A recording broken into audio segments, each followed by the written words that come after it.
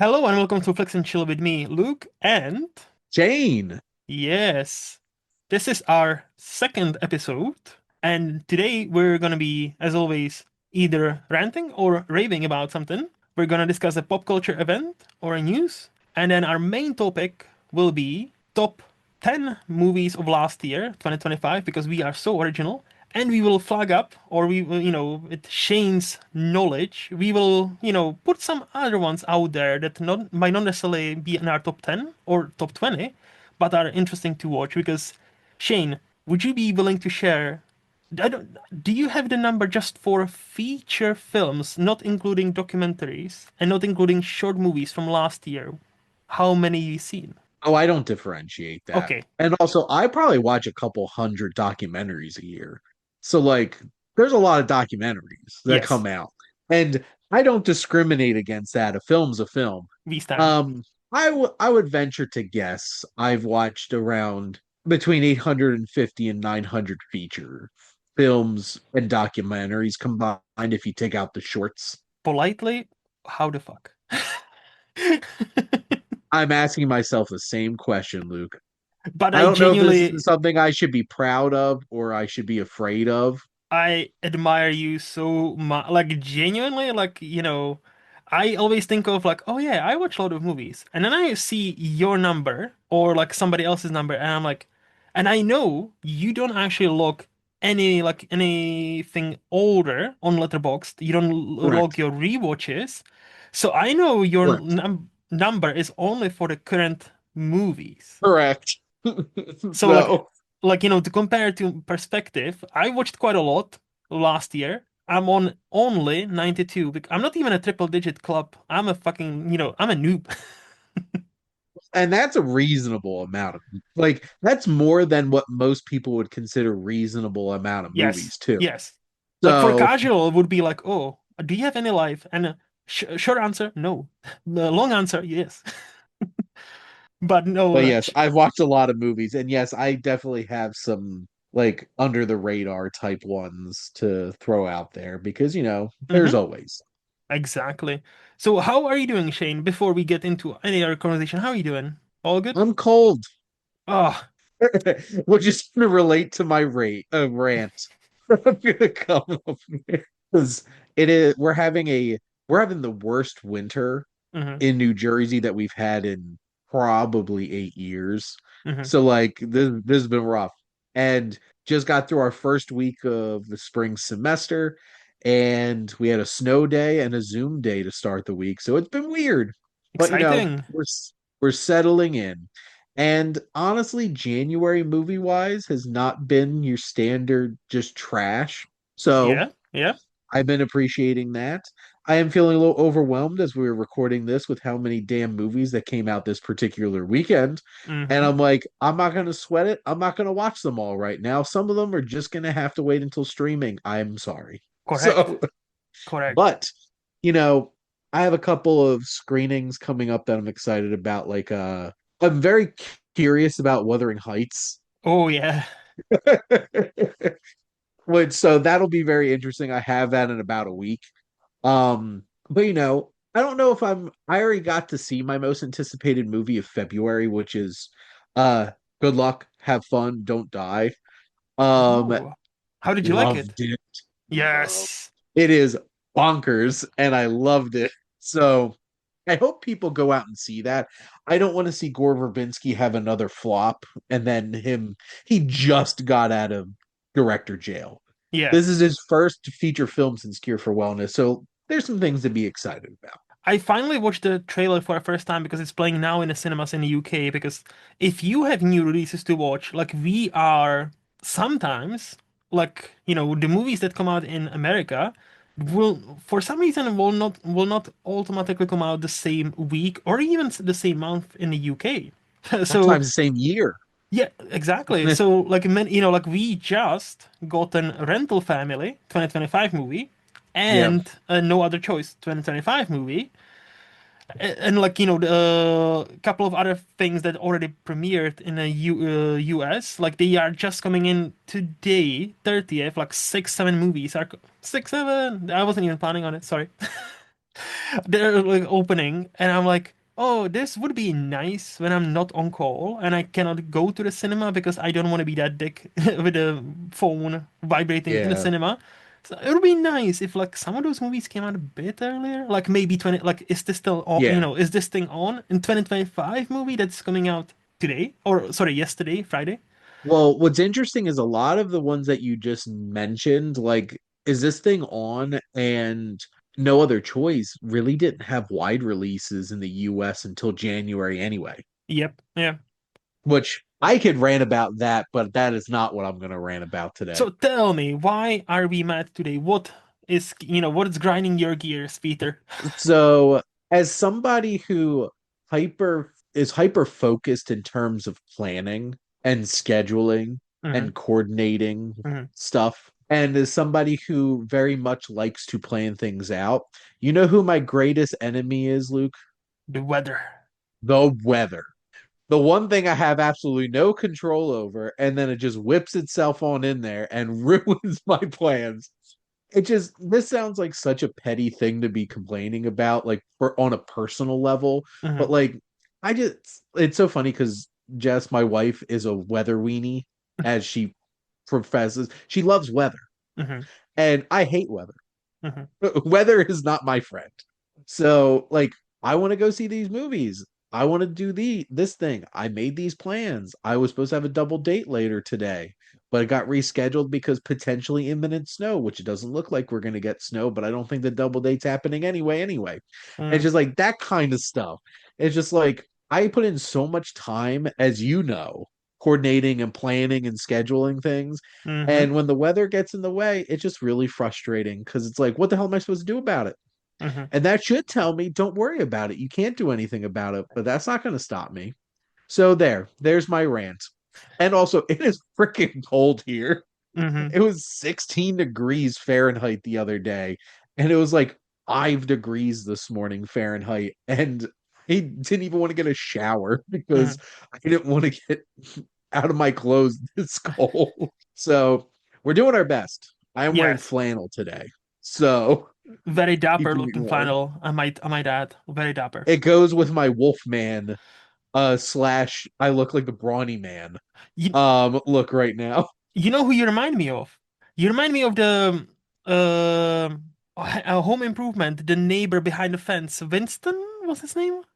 I'm glad that you said that I remind you of the neighbor and not Flannel Man Al Borland. That It's kind of also, but like, which yes, I do actually look like Richard Karn right now with my beard and my flannel on. actually, yeah, no, I was thinking more of him because we never like that's the running gag. We never see his full face until like the finale. So, Well, yeah, it's which is funny because I think the actor's last name is Heidman, who oh, plays Wilson, the guy from behind the fence. But no, I do have some Al Borland vibes right now with my yeah, flannel, which then Tim the Toolman Taylor's like, and my co-host Al Flannelman Borland.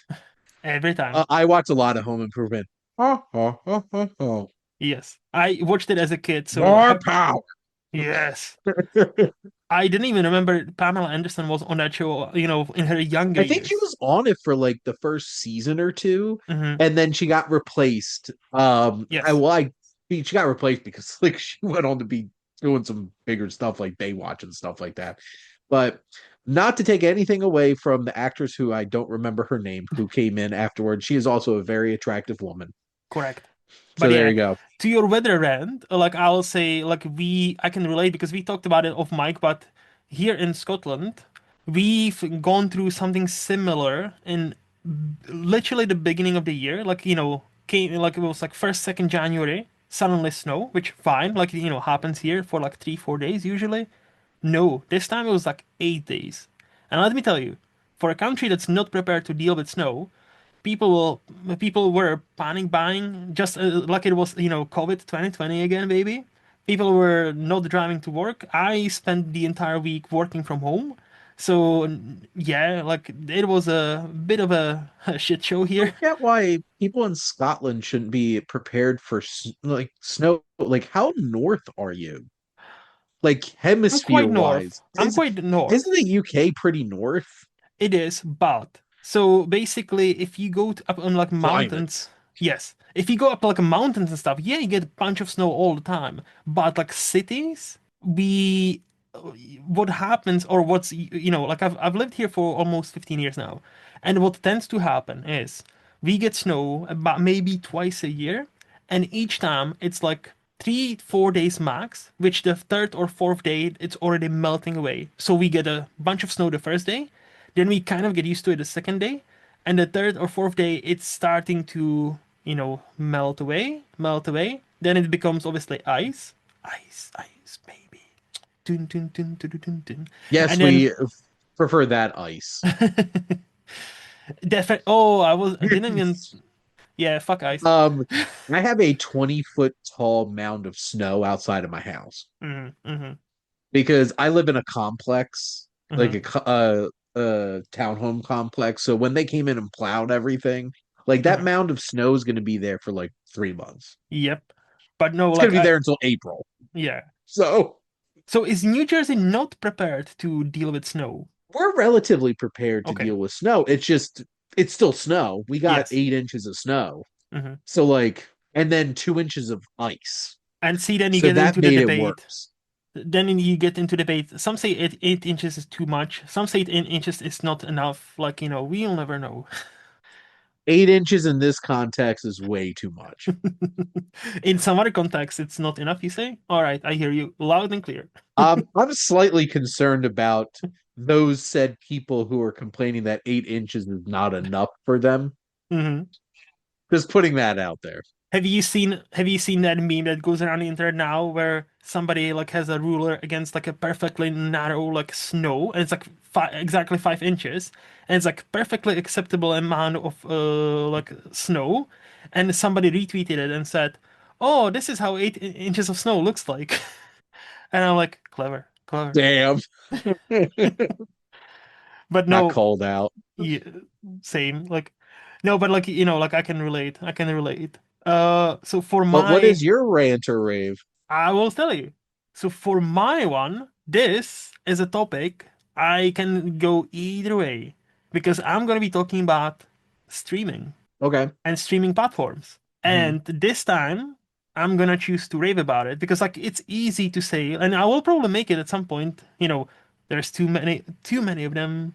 They don't have everything I want, all that stuff. We all know that. Some of them are not as reliable. Some of them, like the interface is not great if you have a different TVs and all that. But I was thinking to myself lately, because here's the thing, question. New Year's happened. Do you have any New Year's resolutions for movies? Not in personal life, but for movies. Let's say, oh, I want to, 2026, I want to watch more of, let's say, Westerns. Or I want to finish, or I want to start this filmmakers, catalog. Af- After how many movies I watched in 2025, Hmm. my resolution is I want to be more focused on what I am watching in Hmm. terms of new stuff. And I want to watch more stuff that I actually want to watch. Okay, that's sensible. So, Because I got mine like I don't really make resolutions, but for movie wise, I realized last year I watched like almost 500, like 400 something, 60 something, which yeah, again nothing pales compares to other people I know or we know. top loop. But out of all of them, there were not even 20% were foreign, which I can make the argument. English is a foreign language to me, so like all of them foreign, Yeah. great. No, but So, like what you're saying, you're like international yes. cinema and stuff like Yes. that? So for my this year, I have two. So I want to finally rewatch Lord of the Rings and watch Hobbit movies, give them a Mhm. fair shot, and see what I actually think about them. And I want, doesn't matter the number at the end of the year, 2026, the letterbox number. I don't care. What I care about and what I will be more conscious of was focusing more international, where I would want that slice of that pie to be at least 20%. So, like more, whether it's more French movies, Japanese movies, Italian movies. I just watched the Spanish slash Lithuanian movie, which we both loved, and I think I'll recommend at the end. So, Yeah. hint, hint. But yeah, that is my New Year's resolution is like yeah, I love international cinema, and it's because many times this is where the actual quote unquote gripping stories are. Like, don't get me wrong, America's great. America's number one. We all know. We all listen to Donald, okay? America number one.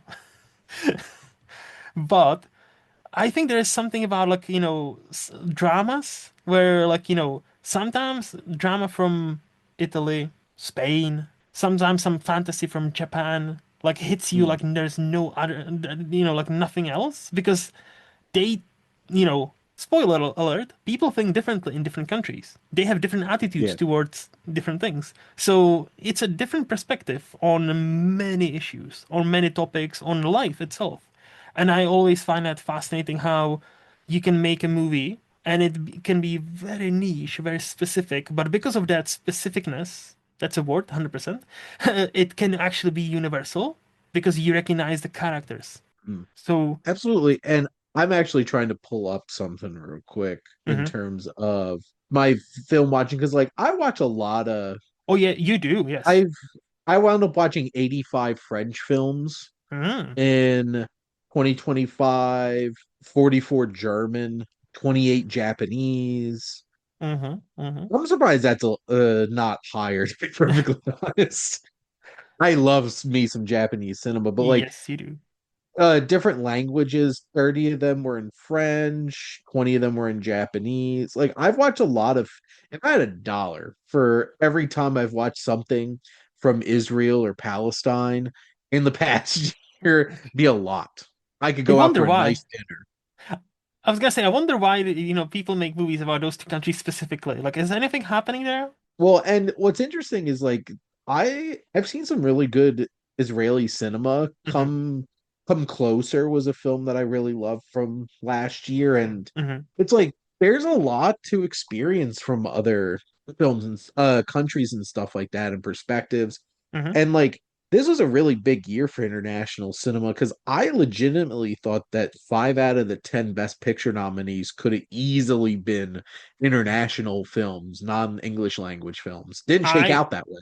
No, but I Um, was in the same camp. I was also thinking because, like, it was just an accident, it was getting a great buzz and all. But I'm sure we'll talk Still about it. But surprised that yeah, yeah, still surprised it didn't come in. But like same. I appreciate that kind of goal. And I do feel like I get a decent amount of international films. Yes, you And do. like I have a few PR contacts like Well Go USA Mm-hmm, brings in a whole bunch of genre films from Asia, mm-hmm, East Asia. So mm-hmm. like whether it's China, Hong Kong, Japan, Korea. Mm-hmm. So I get an interesting mix of that, especially Chinese Yeah. cinema. And it's cool getting to experience all those different types of things. So, and I could appreciate that. And, streaming can help. I think Netflix does a good job of bringing international films Mm-hmm. around, but don't watch them dubbed, which they're like Yeah. default Yes. dubbed. Yes. Li- Live action dubbing is terrible, like so bad. I don't have as much of a problem with animation dubbing because, Mm-hmm. like, obviously there's something lost in the translation, but like, at least and they do such a shit job of getting like people that don't sound anything like they should for the Mm-hmm. live action dubbing. So, in general, don't watch dubbed live action stuff, people out there. Yes, but that's part of my rave about streaming to get back on the subject Yeah, because I'm a yapper. So like, I've been yapping for a total different thing, but yeah, that because of that resolution for me, I just, got thinking and got reminded, despite all the flaws of streaming, and again, there are many, 100%, we live in a time, we live in a society, but also we live in a time where we have more accessible than ever before. yeah, Like, because of streaming services, like, I pay for Mubi. Now I subscribe to BFI for a very good, like, only £50 per year.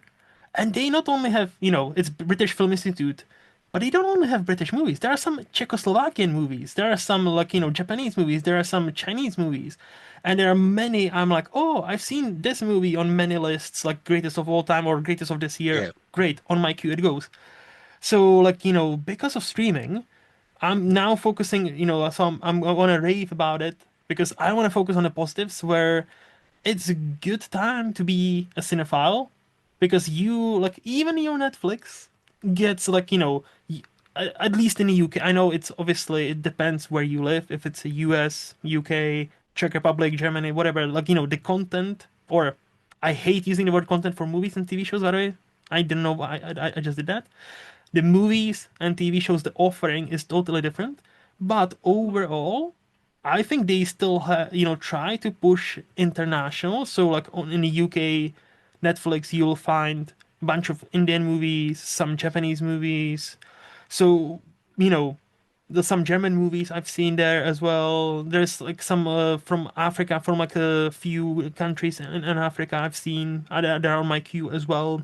Mm. So despite everything, despite paying a lot of money to different streaming services, I really like that we have in our fingertips about roughly what 4 or 5 thousand different movies we can watch at this very moment. And that's Yeah. only if you're paying for, let's say, Netflix, Disney, and let's say maybe Amazon Prime. And I'm not talking about you need to pay like on Amazon Prime, you need to pay extra on top of it to rent it. No, no, no. I'm talking Yeah. about free that comes with the Just the subscription. Yeah, streaming yeah, yeah, yeah. service, Yes.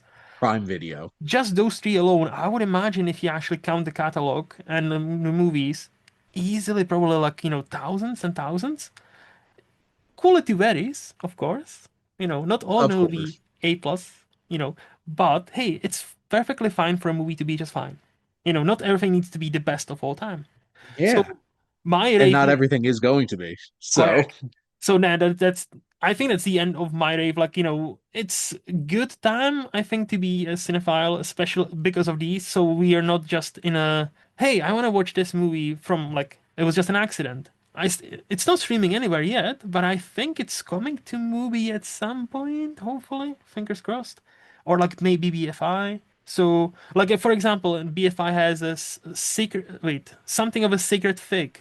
Secret of a secret fig? the Is it secret? I know what you're talking about. And that was I got lucky enough to see that in a theater last year Oh, in 20, and that was a great film and would recommend checking that out for sure. the seed of the Seed sacred of a fig. sacred fig. And Yep, I've seen a that's it. trailer for it in the cinemas here, and I'm like, oh, that looks awesome. And I think that it is played here for about a week, and then it went off, and I was like, oh, for fuck's sake. So when I was scrolling through BFI when I subscribed, and it was building on my watch list, I was like, oh, perfect. Onto the watch list it goes. Except, surprise, surprise, for some reason, the app on my Samsung TV that was very pricey and 4K and beautiful, their app doesn't have a watch list. I'm like, so I was building this watch list for like good 20 minutes.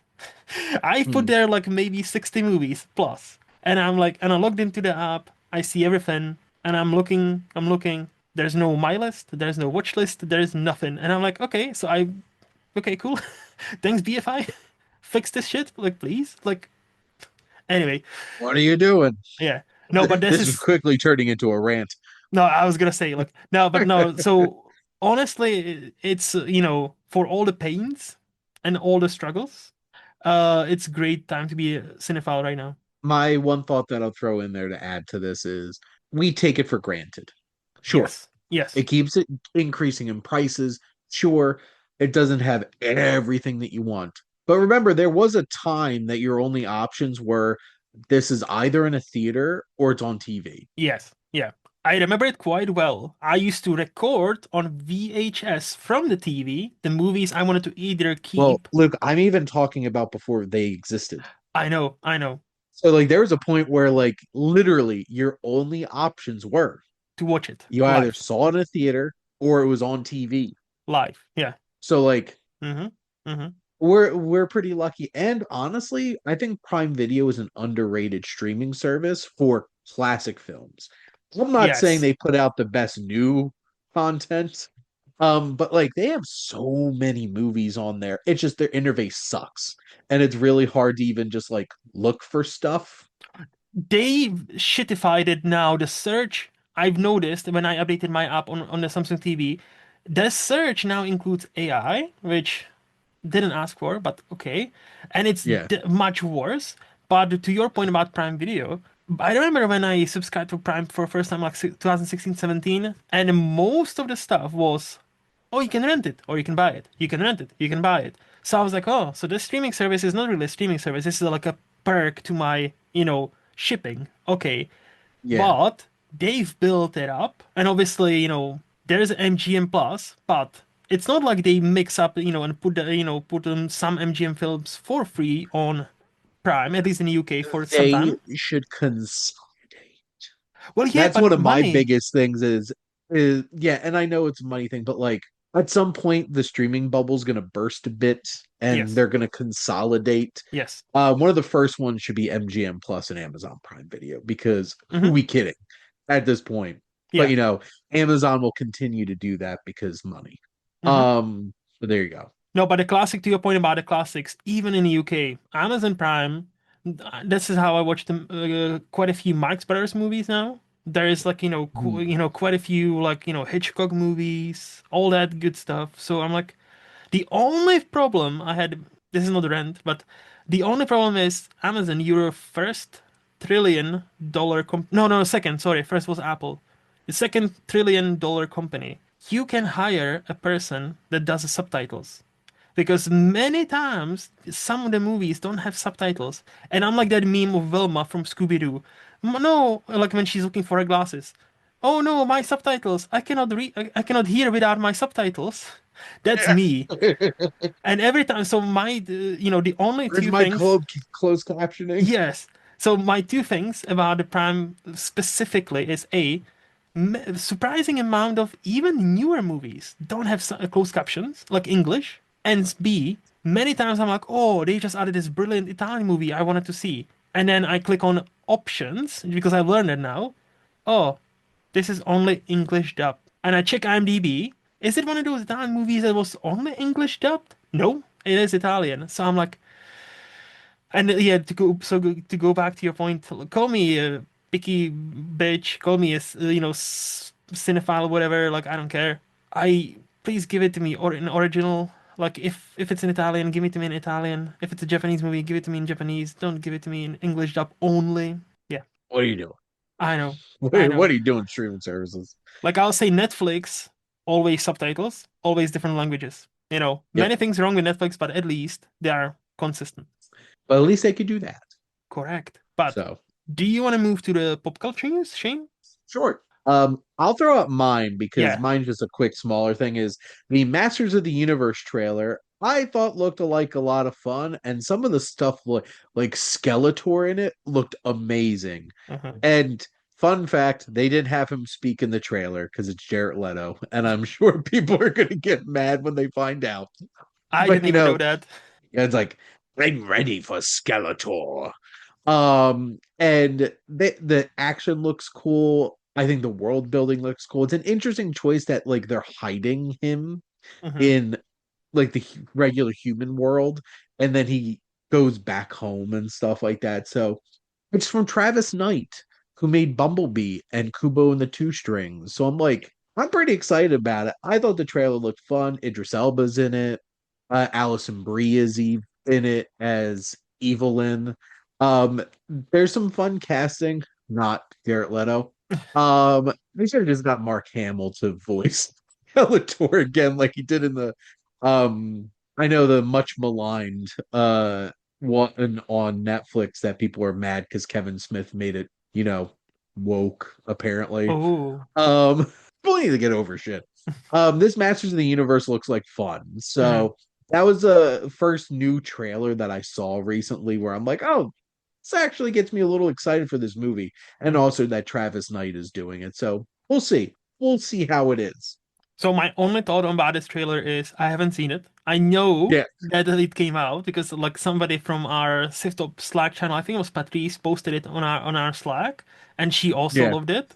So, I I'm not like a zero frame kind of guy, but like I'm, choosing to watch less trailers than I used to, just so Only watching in the theater. yeah, yeah, pretty much.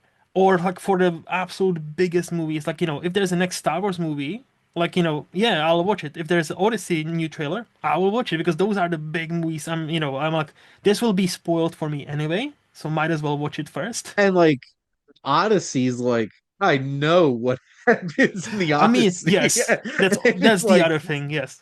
I don't want trailers spoiling things for me. Hmm. And so like I and like they played it before Jason Statham's new movie Shelter, Oh yeah. which is why I saw it because I took my mom to go see that. And I like to watch the trail like one, I always watch the trailers and pay attention in the theater because I know some people put their headphones in and don't look at the screen, Yes. or show up later. Jess and I bet on how many trailers there are going to be, so I'm always paying attention to that. And then I also watch them with my one. I went with my mom because I'm like, is there something that my mom's going to be interested in seeing? Hmm. And no, there were none. They chose some interesting trailers to put before that Jason Statham movie, Hmm. including Ready or Not 2, Here I Come, which my mom was not not jazzed about. I But remember, anyway, I remember on a similar note. So my then girlfriend, now wife, last year we went to see Ballerina in London when we went to visit London for a couple of days. And for some reason, I guess it was like a 15 plus movie or like, like adults. They yeah, only chose to show like horror movie trailers. So I they do remember, not a lot, yes. which is ridiculous. And my girl, now wife, she hates horror movies. And like, so imagine her watching Oh trailers no, for Bring Her Back, for the Conjuring the Last Rites. Was that the last title? rights, yeah. Yeah. And there was some other one that was also quite spooky. I can't remember now, but I'm like, damn. And then she was like, almost like tears in her eyes, like, what the fuck? Why are we watching these trailers? What the fuck? We're doing that a lot, Hmm. and they need to stop. Yeah. There's enough horror movies out there for you to put horror movie trailers in front of. Thankfully, yes. Thankfully. Yeah. But But yes, that is Masters of the Universe trailer looks fun. I'm mhm. actually interested now.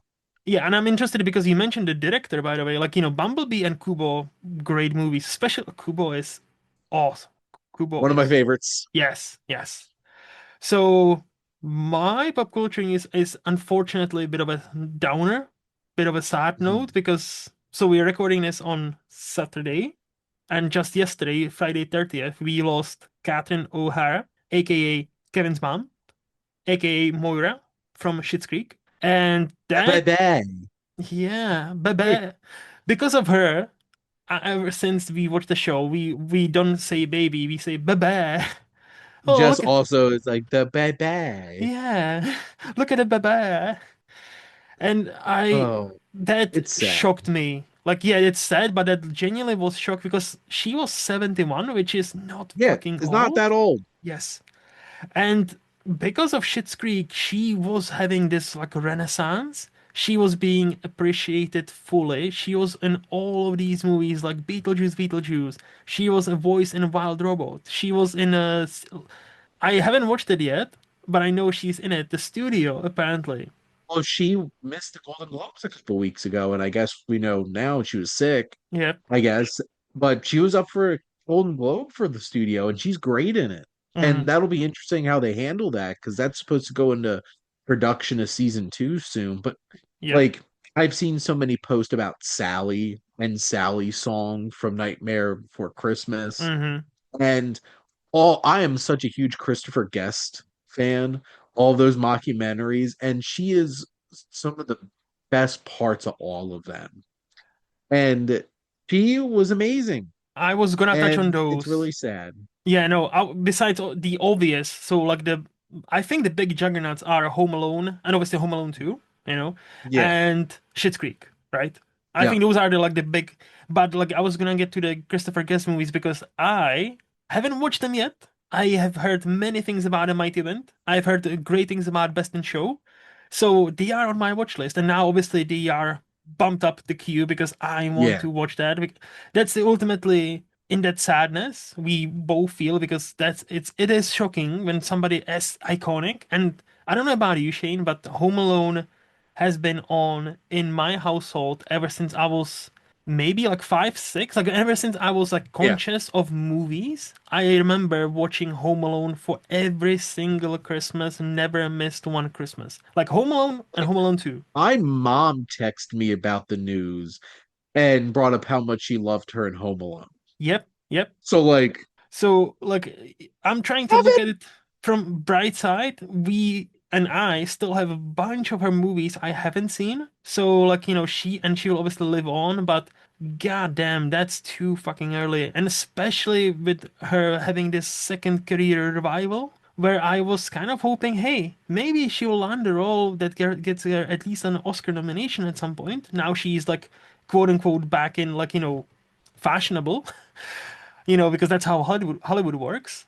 Uh, I was just yeah, it's sad and it's unexpected, and I think that's always sucks because like not many celebrity deaths like get me, but Mhm. last year and now this like this start of this year like we lost some giants last year, so that Rob Oscar. Reiner's still, Yeah, Rob Reiner, obviously that's painful, especially how that happened. yeah. We still don't really know what happened with Gene Hackman. Like we know some weird stuff, and I'm like, what the fuck happened there?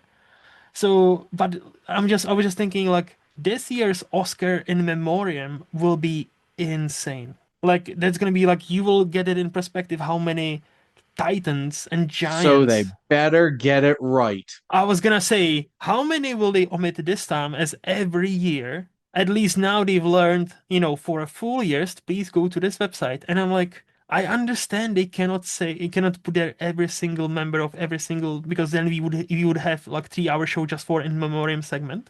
Get it? But sometimes they omit the most ridiculous people. We're like, wait, what? What about this person? So yeah, So we pour one out for Catherine O'Hara. yes, for everybody's favorite mom, and she is the That like Macaulay Culkin mm, post that he did. oh, like I always said, he is the soul of the movie, but she is the heart of those movies. Like she is Mhm. that like that relationship between him and like how he even revealed like when he was, I think it was like when he was getting his like star of the Walk of Fame. He revealed a few years ago like he still calls her mom when he Yeah, would meet Catherine O'Hara, and I'm like that's so fucking cute. That's just we love to see that, and yeah, we put one out for her because yeah, it is sad. absolutely. But on a slightly more positive news, I don't know what's the best segment to do this. We can Meanwhile, in uh, another segment, in another segment, yeah, in another galaxy, far, far away, except here in on planet Earth, we can talk about our main topic, which is top 10 movies of last year, each of our favorites, and a couple of wildcards, couple of shout outs for, hey, these are also worth checking out. So, Shane, I've talked for a lot. Why don't you take it away? Please tell me, what is your number 10 movie of last year? so I'll just give a quick little bit of background. After listening to a particular podcast this week, I actually sat back and reflected, and before we did this recording, really wanted to rethink my rankings towards the top of last year. So I Okay. made some changes to things. So this looks a little bit different. Some films I think settled a little bit after some immediate hype, and others upon rewatch enriched Hmm. how I felt about them, and Do some you of want them. to give a specific example, or shall we keep it secret? Well, I'll say Marty Supreme is not going to come up from my end of things, as that one has fallen Okay. a bit for me. But I guess I'll get started with my number 10, Hmm. which this is a film that I don't think a whole lot of people have seen, period, which is B. Gann's Resurrection. Hmm. And this is a 3 hour, like, oh, what the hell was this kind of cinematic experience? And this is a strange science fiction kind of dreamlike experience where each part of the film hones in on one of the senses that humanity has and expresses its story through a heightened version of that sense. And like the framing device, what we're introduced to initially is one of the most gorgeous, striking recreations of German expressionism I think I've ever seen in a modern film. And like that started the movie, and I'm like, what the hell am I watching? Hmm. And I was entranced. It is a fascinating experience. It's very much episodic in its storytelling and stuff like that, but this is something special. And Hmm. this is, if you love film and you love the art of film, this is one of those types of films where you're just like cinema. Cinema. And you're just like, this is a pure expression of somebody's creativity, and it's undeniable just how impressive it is. So that is my number 10. So, couple of quick things. First of all, Marte Supreme is my number 19 movie, so like it's also Yep. not made my list. So we see you can see like it's still a great movie.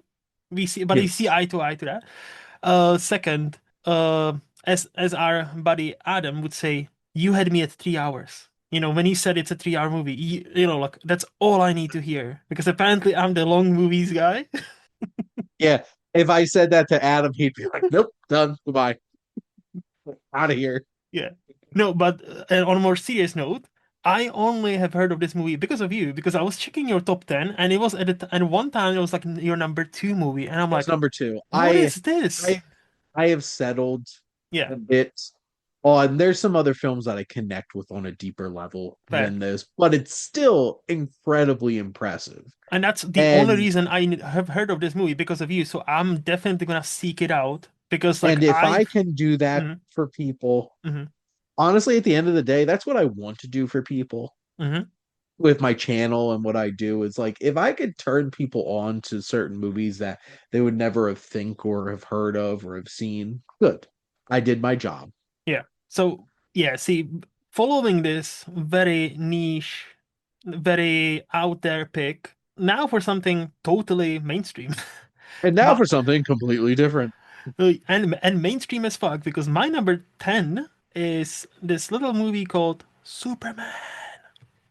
Because I'm if I remember correctly, you were not that impressed with that movie.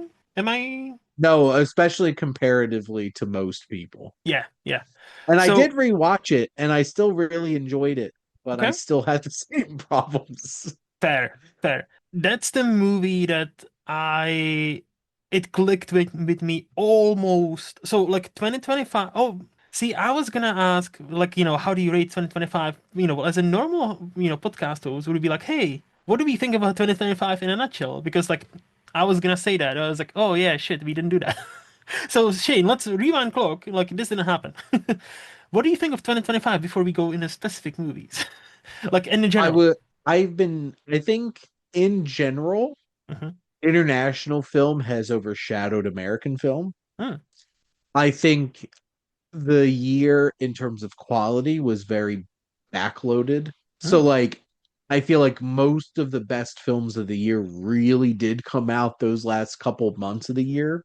But isn't it I always the think case? not well, here's the thing, and I think the problem is I was not very impressed by a lot of big studio I see. films like blockbusters and Mm. stuff this year. I Like see. there was a Okay. few, Hmm. but like I'm the type of person that does love a great comic book Hmm. adaptation or a big action movie. Hmm. But like this year, I think it was a bit of a down year, which is also reflective of like I didn't love Superman as much as everybody else did. I actually like Fantastic Four and Thunderbolts better than Superman. But Okay. even then, like it was more of a down year for those types of movies. Horror was king. And Hmm. I love that for horror. Hmm. Horror had an amazing year. Yes. But like overall, I think 2025, I wound up loving a lot of films from this year, but it was a barrage at the end of the year where I'm just like, oh my God. So it took a while, but 2025 grew on me. Hmm. But for me, and I know I've heard almost unanimously, like, oh my God, this was such a great step up from 2024. Hmm. I will defend my favorite films from 2024 because, to be perfectly honest, I think I love 2020. Like my top 10 of 2024, probably loved more than this year's, Okay. but I think 2025 has more films that I loved. I see because yeah, my general thoughts on the 2025 before I go back to Superman Yeah. alone is I've there was a long, long time for the 2025 movies where I only had one rated at 5 stars, which was The Sinners. Yeah. Spoiler. And so but now, and I have bunch on Letterboxd that are 4.5, which is almost there. And Superman.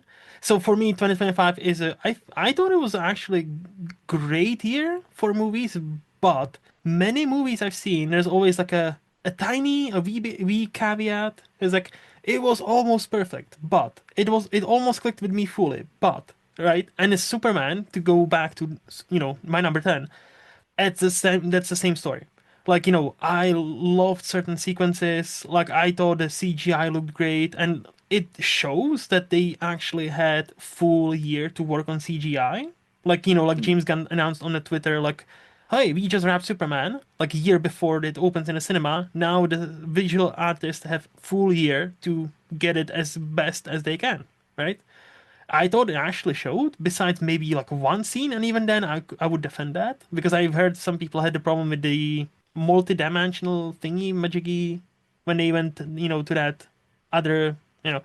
Anyway, That wasn't a problem with me. That yes, it's not supposed to look realistic because it's yes, not real. yeah. So like, what are you talking about? But yeah, there was something like I cannot point my finger at what it exactly was, but I like I obviously love it. Like more, like 4.5 is great, but it was something that just didn't like hold me back. So many of these, I will say the same thing.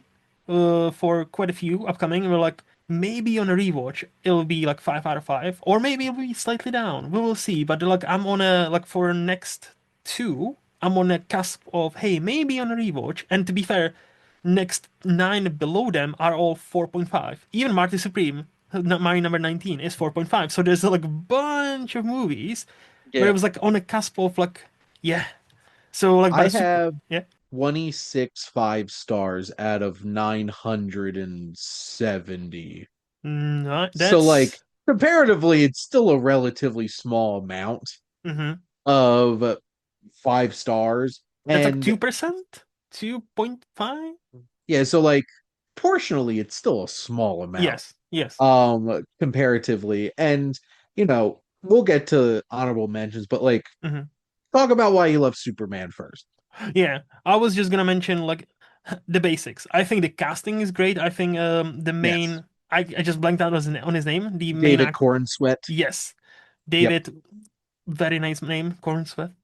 I genuinely thought he captures that essence of he is the dreamer, but he's not like He's I a don't know punk how. rocker.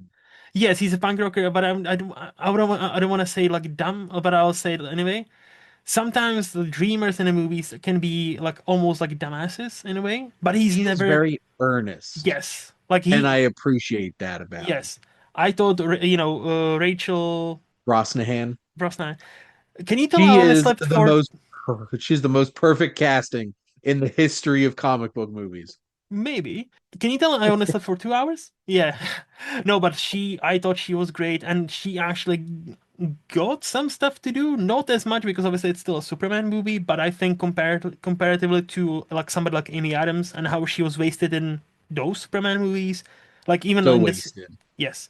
I thought Lex Luthor being this almost like Bond villain, it worked for me, and what Nicholas Hoult was doing, that was a great choice, and I understood where he's coming from. And yeah, I thought the ultimate message about like what is it ultimate power, what does it mean, and how you know there is a conflict that's definitely not anything related to what's happening right now. 100% not related to anything in real life. But did you know, Shane, they made Superman woke? Because They made people are him stupid they made him and an don't realize. illegal alien. They made him, like before 2025. Did you know Superman was not an illegal alien? You mean he wasn't an alien that fell from the sky and then was hidden I from know, right? humanity because they No, were they've afraid of changed what they it. might do to him? No, they changed it because woke Hollywood only changed it in 2025. So, yeah.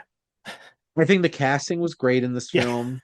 I thought it was adventurous. I loved the vibe of it. Even, but there were some things like, honestly, the opening sequence, even upon rewatch, was so clunky and awkward and weird in terms of its dialogue that it took me a bit to actually get into the movie.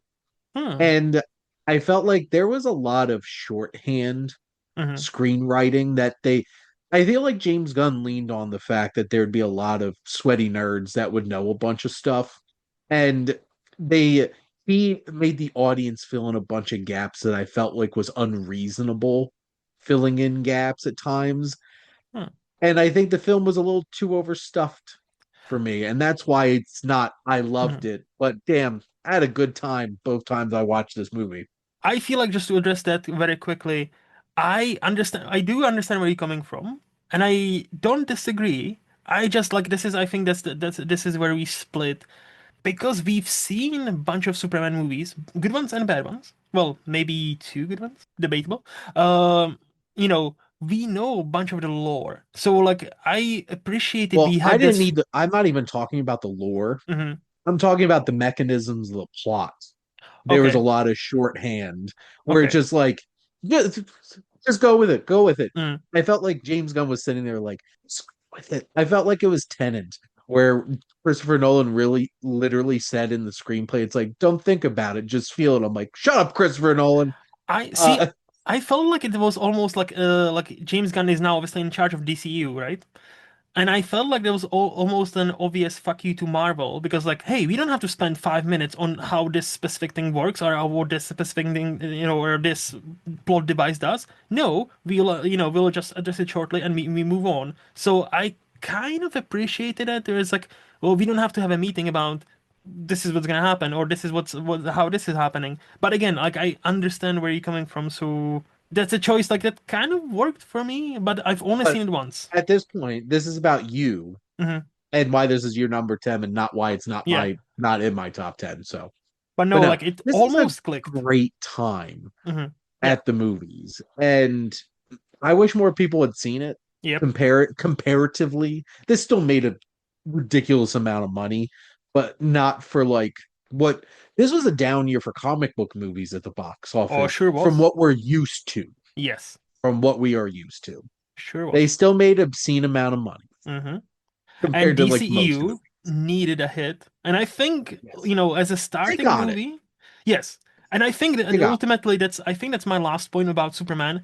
I think the amount of crap Disney movie needed to establish, lift off, and nail for people to be excited about Supergirl, that was kind of filmed almost back to back, where we Yeah. knew that movie. I think that by the time this movie came out, that movie was already finished and wrapped. And obviously, like the Masters of the Universe and all the other stuff, right? I think for would this movie like had a lot of heavy lifting, and I that's why I think that's also why I kind of forgive it because like look, if we're gonna speed run too many stuff and just so we don't have to sit through two three other movies establishing 10,000 villains or 10,000 other mechanism how we establishing this universe, cool. Like I'm not usually a TikTok baby where like I have five a short attention span, 5 seconds, that's all I need. But in comic book movies, hey, if you make me believe this universe is real, I'll believe it. And just the opening scroll, I was like, damn, this is how we're doing things. Cool. I'm in. Let's go. I was perfectly happy with that Yeah. scroll setting up the lure of it all. Yeah. Like honestly, I'm like, that I'm good with. Yeah. Boom. Get in there. My number 9 is Hmm. Train Dreams. That's my number And this eight, one, but let's go. yeah, this one actually has raised in my estimation, and I actually changed my rating for it because I can't stop thinking about it. Hmm. Hmm. This film is gorgeous. It is. This is beautiful from a filmmaking standpoint. It's impeccable. The music Oh, is beautiful. A song Train Dreams at the end during the credits will make you cry. yes. It is so beautiful. This is harrowing. Like there's one particular sequence in this movie with a fire Oh, that gutted me. like And it's coming, but like you hope it's not what it is, but it's coming, and then you kind of know it is what it is, and then like, I think Joel Edgerton is not getting enough credit for his incredible lead performance, which it's a stacked year for Best Actor. it is Like he could have easily been in there because he gives an 100%. amazing performance. There's so many great supporting turns, even in like smaller roles. Like William H. Macy I is was great. surprised he wasn't nominated, to be honest, because like I saw some Oscar buzz, not to butt in, sorry, but like I saw some Yeah, Oscar buzz around him specifically, and I'm like, he kind of it, deserves it. yeah. And Clifton Collins Jr., who was the star of Clint Bentley's last film, The Jockey, Hmm. he had a great small role. Even Carrie Condon, who I love. Mm. Carrie Condon. Yes. I love, and no matter what, how big or small her role is, she showed up for not a lot of this film, but she made an impact. She was also still loved her in F1 too, um, as well. Will Patton narrating this, perfect voice. He was one of the audiobook readers of Killers of the Flower Moon, Hmm. and his voice just like fits this vibe so well. Hmm. And just this is such a bigger, broader perspective on America. It's this movie is so American, and what Hmm. at the heart of the evolution of like going off into the frontier and how things have evolved, and like this dying piece of what people's like that destiny of going out into the frontier was. It's such a fascinating look at that, and it keeps you on your toes. There's love, there's loss, it has everything. This movie was beautiful. I casually threw the screener on one night late at night and was transfixed for 2 hours and was just like shit. Yep. Like I was sad that I didn't save to watch it with Jess because I think she would love it. She loves westerns. Hmm. And this very much is that like frontier kind of western out in Hmm. like the woods Hmm. and stuff like that. It's beautiful. Beautiful. So it is my number eight, but I'll talk about it now. Yeah. I totally agree with everything you're saying. I didn't even think of it like this is an American, like this is like it is like a frontier American movie, because to me this is a global like in like in a, it's like a such a human story. I never thought Yes. about it from an American point of view because I'm like this dude, as the song beautifully encapsulated in the end, like he goes from building rails for trains to Mhm. seeing man walk on a moon, to be able to fly, to like to see like cinemas and moving pictures and all like and this movie is, as you said, it's beautiful. The cinematography, like again, this should have been another nomination. Like cinematography should have been that. It Yeah, got it. it did it? Oh, Yeah. okay. Because I know it Yeah. was like short Like shifted in many it categories. was Okay, like okay. So because it got this got cinematography, it got best picture, song. it got original song. Did it get score? I'm trying to remember. But no, it did. It did get Okay, that's good. cinematography. And yeah, just to point out, like again, I was aiming someplace, but I cannot remember. And like as you said, yeah, like it sticks with you. So I watched this on Net because obviously it's in on Netflix. So I watched it on Netflix 20th of December, and ever since then, so like the movie ends. I'll open my letterbox because I'm that kind of guy. I'm like, oh yeah, this is how I'm gonna rate it, and I started to type up my review, and suddenly the song Train Dreams comes on, and I'm like, wait, this is doing something to me. So I put down my phone and I actually watched the full credits just as the song was going. And I was like, damn, this is fucking beautiful. And I wished I could see this in a cinema. So you don't actually know. Now I will. Because here, the cinema chain I have an unlimited card for, unlimited movies, baby. Not four per week, unlimited.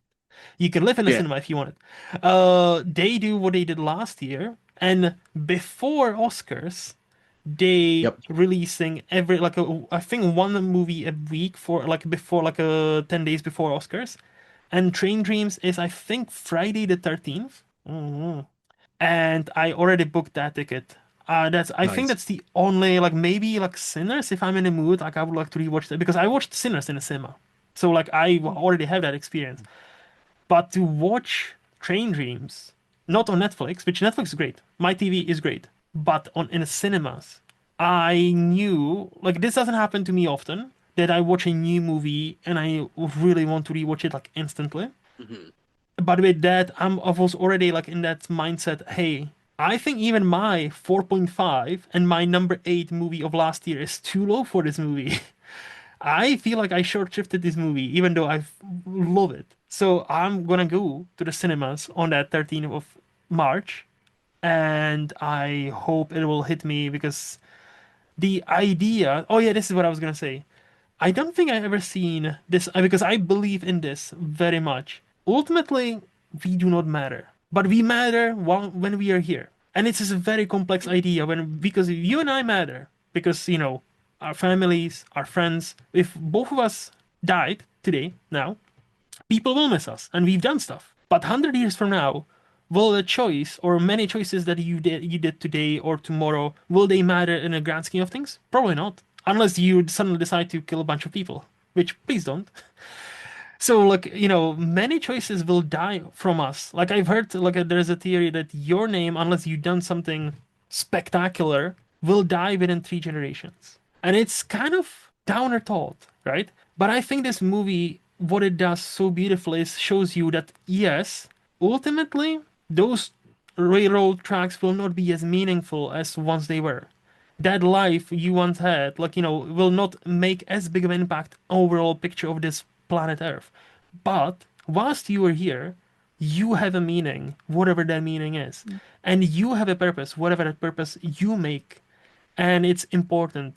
And I don't think I have seen, at least not mainstream Hollywood movie, which I would classify this as a mainstream, even though it's kind of indie. We can, I don't think I've seen this complex idea tackled so well, and this is something I really admired about this movie. It's just a haunting feel, and it's Yes. so deeply moving and human. And that's what I know you brought up. It's such a human story, and Mhm. that's it. It works on so many different layers because there is a very human story here, and then there is that layer of context of like this is the evolution of like what the American dream was. This Yep. is the evolution of like what America has evolved from.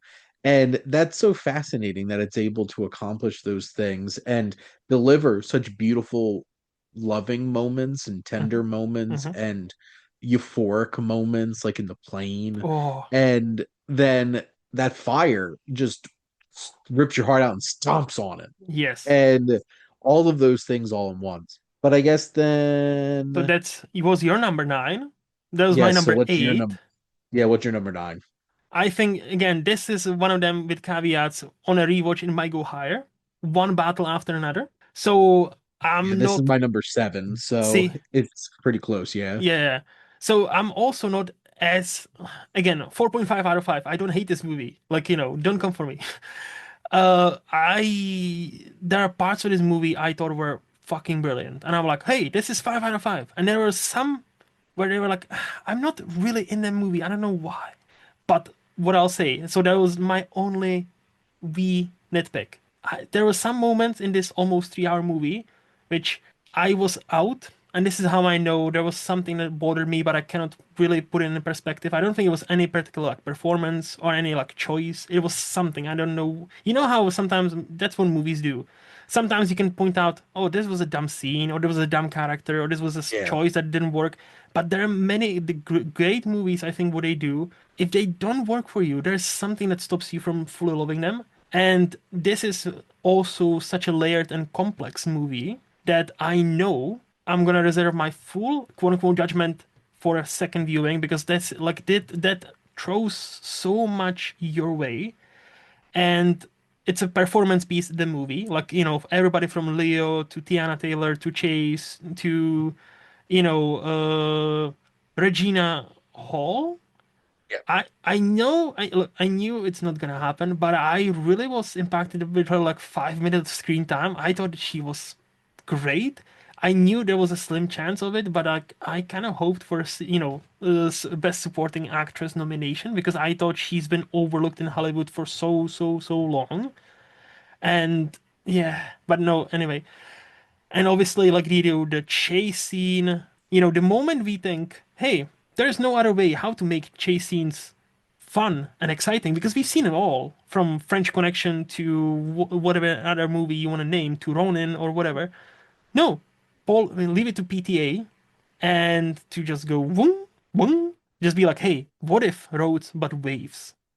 With that Johnny Greenwood score going Yep, on in the background, yep, that just pulsating sound, yep. basically. That's one of the most interesting scenes in any movie this year is that chase Hmm. and the manipulation of the level levels of the highway Yep. is so fascinating, and it's such a clever and it like how it ended felt like out of a Mad Max movie. Kinda, which was yeah. wild. And it's just like, holy crap. And the act like this film is not an action movie per se. It's a film with violence. And the violence in it is shocking and Hmm. brutal because like there's some moments where you're just like, holy crap, Yep. that happened to somebody. And this film, the opening sequence of it is intense and Hmm. thrilling and also complex and perverse in some ways. Oh yeah. Um, and the whole middle section, which I saw some people criticize that the whole gag lasted way too long. I legitimately think the whole what's the password thing is one of the funniest gags in a movie this year. Yes, no, that And was great. because Leo commits to the bit, Yeah, his job is to be loyal and burnt out and a bit of and bit kind of a stoned fool. and stoned. Yeah. Yeah. Yeah. And he sells that so perfectly. Benicio del Toro's Sensei Whoa. Sergio is one of the Sensei. best characters in any movie Yes. this year. Yes. Sean Penn's character work is next level.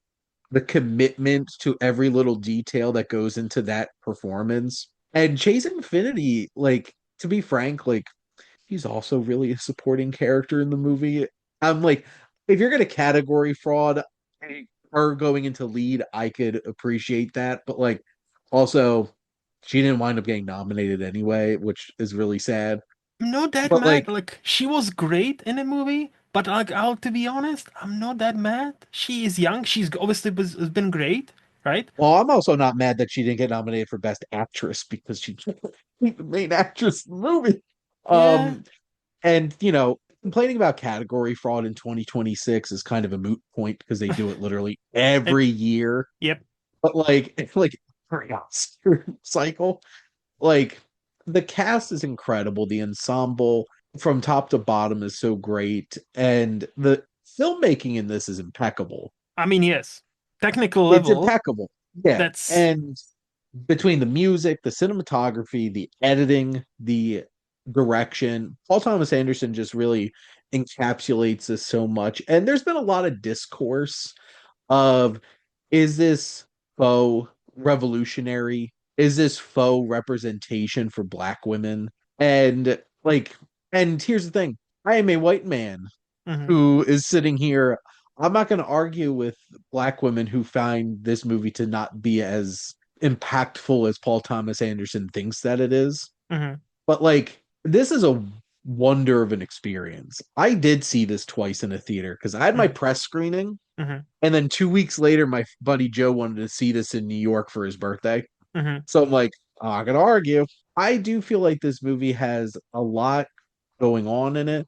It's saying a lot, and it pokes fun at some of those things. mhm. The whole the Adventurers Club is wild, and I find it so funny how perturbed people like Ben Shapiro. I was like, the movie that's probably going to win Best Picture this year is like the worst movie I saw last year.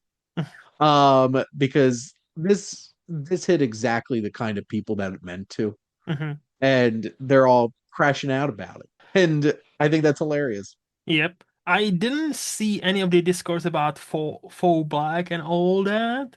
I will be perfectly honest, but also I'll be perfectly honest. I feel like we need to understand one important thing. Any minority group is not a monolith. So, just because I'll believe you when some black lady said, "Oh, this is for," but like, who is to say that that is, even if you are that minority, because you are not the same as this other person that might apply to. Like, this is the thing, like that always drives me up the wall with these conversations. It's like the moment we start to say this is not this movie for this community because this one member of the community or two or 10 hate it. Okay, but there's many others that actually love it. Like it drives me. And the moment we see any marginalized communities, sorry, as not a monolith, there's always going to be like, are all white people the same? No. Are we all, No, I'm spicy white. yes, I'm boring white. you know. So, so, like, I'm not carrying an NRA, Ku Klux Klan member. Excuse me. So, like, that's also goes, like, again, in some people's eyes, I'm probably am, but I'm not. I like guns, but I am, pro regulation. But also, I'm not American. So, hey, my vote doesn't matter. That's the thing. But anyway, no, but like the themes about that, like revolution and about, like I written in my letterbox review, this movie talks very openly about different kinds of power, from black power to sexual power to like, revolutionary power to power to the people. It comes in a, we live in unprecedented times, Shane. And it comes in a very unprecedented times. And why are we having more movies about people kind of getting together and being revolutionized against government, oppressive government? I don't know why. Like is something happening that I'm missing? I don't know. All I'll say is I don't know for unprecedented times because history is cyclical and Seems to be. humanity's too dumb to break said cycles. So this kind of shit's happened before, and yet we still do it anyway. So we're in for a And wild 30s. well, Hmm. and the thing is, yes, this film is very much of the pulse of the experience in America right now.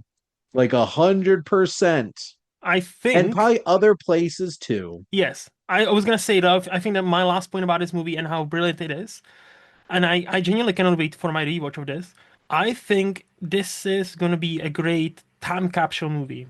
Meaning, if we were to watch it in 2046, I don't think necessarily many things will, I don't know, age the best. Maybe not. But it will get Really back. hoping that this seems like out of place in But I think 2046. But I think it will be, and this is a weird comparison, but bear with me. I think it will be the same as if we now watch like something like Breakfast Club. You immediately transport to the 80s and how things were at the time, to a specific place, specific time in America.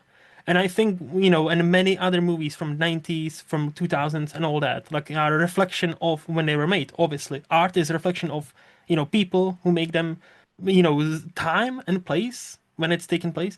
And I think this will be one of the penultimate movies that capture brilliantly the 2020s in America specifically, where in 20 years' time, like, holy shit, this was kind of happening. This in Eddington in the same year is quite an interesting I still haven't experience. seen Eddington, so but I've heard very polarizing things.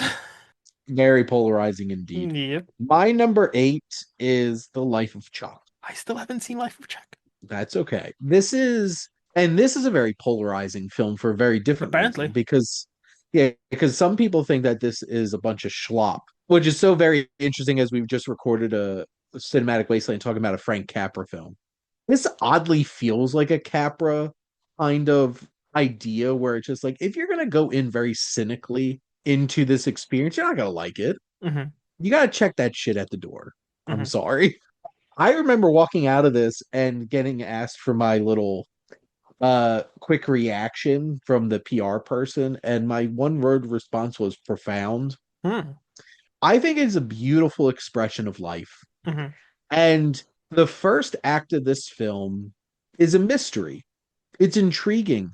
You don't know what's going on and what does it mean. And there's something haunting and looming over you and powerful. And then we realize what it really is, and it becomes infinitely more relatable because, and this made me really think about the Shane that sits in across the Zoom from you, Luke, Hmm. doesn't really exist because that Shane is the Shane that you perceive that exists. Yes. The Luke that sits across from this Zoom from me is not real Luke. It's the Luke that I perceive through my lens. Yes. And that's what this film captures in a very interesting and unexpected way. I did wind up reading the novella afterwards. And this is actually a really impressive adaptation one to one. Hmm. And then the second act of this film is one of the most profound expressions of joy and artistry I've seen in a movie Hmm. in a long time. And it made me want to get up and dance in the middle of that theater at this screening. And then the real story of this movie is really the third act of this. And Benjamin Pajak as a young Chuck is so great. And Mia Sara Sloan from Ferris Bueller's Day Off came out of retirement of acting. And she is so beautiful in her performance as his grandma, Sarah. And I thought apparently Mark Hamill's performance in this is really polarizing. I thought he was great. Hmm. And I guess people are like think he's cartoonish. Hmm. But it's Mark Hamill doing character acting work. Tom Hiddleston's not in this movie much, but boy can he dance. And like Nick Offerman's narration, he was perfect for that. I think I'm not even joking here. I think Matthew Lillard did the best acting of his career in literally one scene in this movie. Oh, nice. And this cast is great. It's also nice seeing all the familiar faces. It was like Mike Flanagan collecting all of his Infinity cast members Hmm. from all of his career, like legitimately all of his career, no matter how big the role was, like them popping into this. It was a beautiful moving. I did rewatch it and it did bump down a little bit, I think, because I think some of the other films that I bumped up above it are a little bit more complex and scratch a deeper itch cinematically for me. But Hmm. like this is a beautiful expression. And there's a couple of moments in this that are truly haunting. Hmm. And it Mike Flanagan's one of the best horror directors you're gonna find. And he leverages that to have some hauntingly beautiful moments about life. And the final moment, and there's one particular sound, which is the beeping of a hospital machine, like the one that keep track of like Hmm. people's heart rhythms and stuff. I'm getting a little goosebumps just thinking about this, honestly. There's a couple moments with that are truly haunting. And this film, like I said, I think I've said this to you maybe once or twice before. There are three directors that should Yeah. adapt Stephen King, and Mike Flanagan's one of them Hmm. because he understands. Unfortunately, we just lost one of them, which is who is Rob Reiner Yeah. and Frank Darabont. Hmm. But Mike Flanagan really understood this and translated this so well to the screen. So yeah, I loved Life of Chuck, and I'm pretty sure the only other person I know who loved it as much as I did was Rowan, a friend of the show. Yes. So So only yeah, thing I will so say that's my about number eight. this, yeah, the only thing I can say about this is it's now on Netflix in the UK. So it is on my queue. I know it's supposed to be like a very moving and like sad in some ways movie. That's the only thing I know. And I know like it's like if you see his life backwards. That's the only like thing I know about this. So I'm preparing to be in a certain emotional state when I finally press that button because that's I don't think it's just a movie that you can put on anytime. I think you need to be a bit ready for it. And I want to give it its fair, best shot to hit Which is me as hilarious because I knew nothing see. about this movie, and Mhm. I went into my press screening after having to drive an hour and 40 minutes to Mhm. get there because of traffic. That's a So I dedication. was not in a great mood Yeah, going in, and this like completely changed my whole entire experience that night. So that's that's my awesome. number eight. What's And yours? that's power of the movies, man. Like, if they can change your yeah. So my number eight, we've talked about it, Train Dreams. So I'm gonna move Yes. to my number seven. Or Which because my number seven is one battle after another, so then it's your number seven. so it equals out. That we didn't even plan this. Magic. So my number Magic. seven, I think this might be the most controversial one because I think this is the most divisive movie. But it kind of worked for me, despite this being the lowest of the franchise. I rated 5 stars. It's Mission Impossible: The Final Reckoning. I hear you people. I understand where you have your problems with this movie. And hear me loud and clear when I say out of all the three, four Mission Impossible movies I rated 5 out of 5, this is one of them, and this is definitely the lowest. No argument there. But I think what gets overlooked is that franchise, especially since Ghost Protocol, since 2011, set a high bar and immediately jumped over it in the next installment. Set the high bar, immediately jumped over it. You want to see me do it again? Yeah, exactly. Yeah, yeah. And this is the first time where it seems it stumbled a tiny bit. So I understand all the People are like, com yeah, I understand all the complaints. I genuinely do. And again, it would be the weakest out of the all the five-star movie or the five-star Mission Impossible movies. However, I am, I think we are on the same page here. We rate the movies based on what they are, not compared to the franchise, not compared to other yep, movies, based on what they are. And I had to get in myself in the mindset of, is this still a grade A action movie? Yes, it is. It might not be as great as Fallout or Rogue Nation. Sure, you win that argument. I'll succeed. Not a problem. You're the king. But on its own, it's still one of the best action movies, maybe the best action movie of 2025. Like that plane scene at the end where, Tom Cruise was doing things again. Are you checking other action movies? Okay, because Shane made a face and I'm like, "Oh, what did I say?" no, that So, was me thinking about honestly, this might actually still actually be this yeah. rated action movie.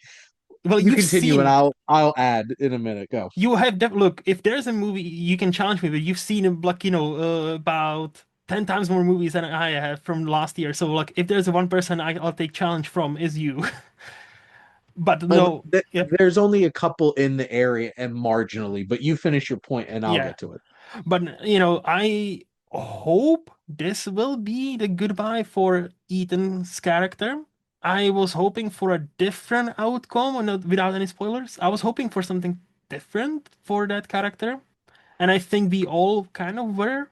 But I really hope this will be the end for him, and potentially, like, Haley, That well. Atwell. I was gonna say Steinfeld, but I'm like, no, we're not at Sinners yet. No, that's not. It's a different Haley. Differently spelled also. Um, Yes. I would hope she could take over, and we are finally ready for somebody like, woman to take over a franchise like this, especially when she established herself over the last two movies. Am I a bit sad that it's not Rebecca Ferguson? Sure. Do I respect Yeah, her but choice? that didn't work out. Yeah, I was gonna say, do I respect her choice? What she said, why she didn't come back, and she like how those movies are intense, and you need to be in one place and get ready for like 6 months. I totally get it, even though Queen, you're missed because she was the one. Shane, God, I love her so much. say like let's after Jeremy Renner kind of failed, like she was the one. Like genuinely, like she was like I was like if she were to take over, take my money, yes, for next like 10 Mission Impossibles, I'm there. Anyway, but this movie like still has great action set pieces, still has some emotional stakes. The ending, it worked for what they were trying to do. Again, if it was me judging it on this movie didn't do what I wanted to do, therefore it's shit. Yeah, I could pick flaws, but I know this movie delivered on what it was trying to do, and I just hope Tom Cruise is retired from this franchise. Knowing Hollywood, when you make a movie called Final something in a series, it's It rarely, should be, it's but that rarely. hasn't stopped any horror franchise ever. Just ask Jason Voorhees, The or final nightmare. yeah, or Nightmare. Yep, yep, yep.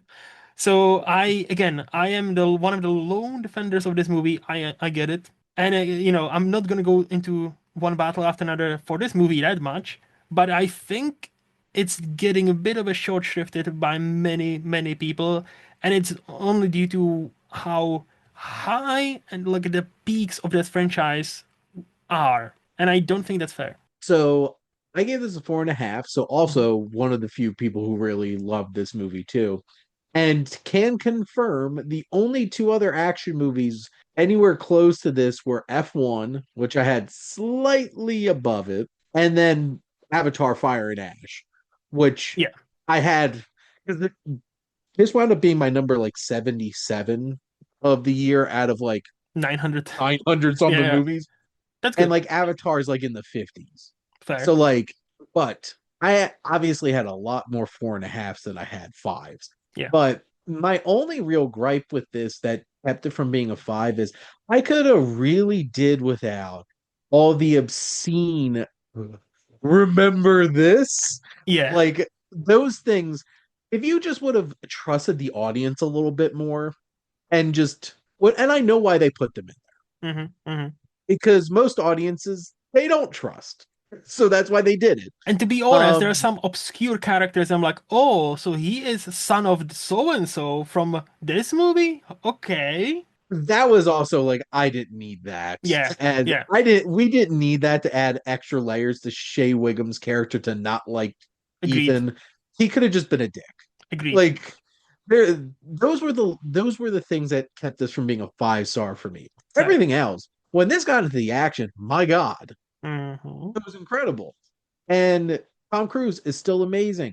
That opening sequence still gutted me because they got rid of one of the real ones. The Hmm. like character who's been in this whole entire franchise, and like that hit for me because between this, Mad Max, and John Wick, Hmm.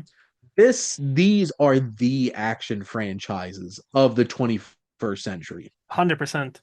I would put the Like Raid obvious to the two Raid movies, but technically, I guess it's only two movies, so it's not a franchise. I would include the raid if it were like not Yeah. just like a 1 and 2 movie. Yeah. So like I'm thinking like because like there's other action movies that I put Hmm. up there, solo action movies or like if you're thinking about franchises, Yeah. and obviously Mad Max is like decades before this. I'm even just thinking about like let's be real, Fury Road is like the bar, Hmm. but like Tom Cruise is the action star and Mission Impossible has been the action franchise, stunt franchise.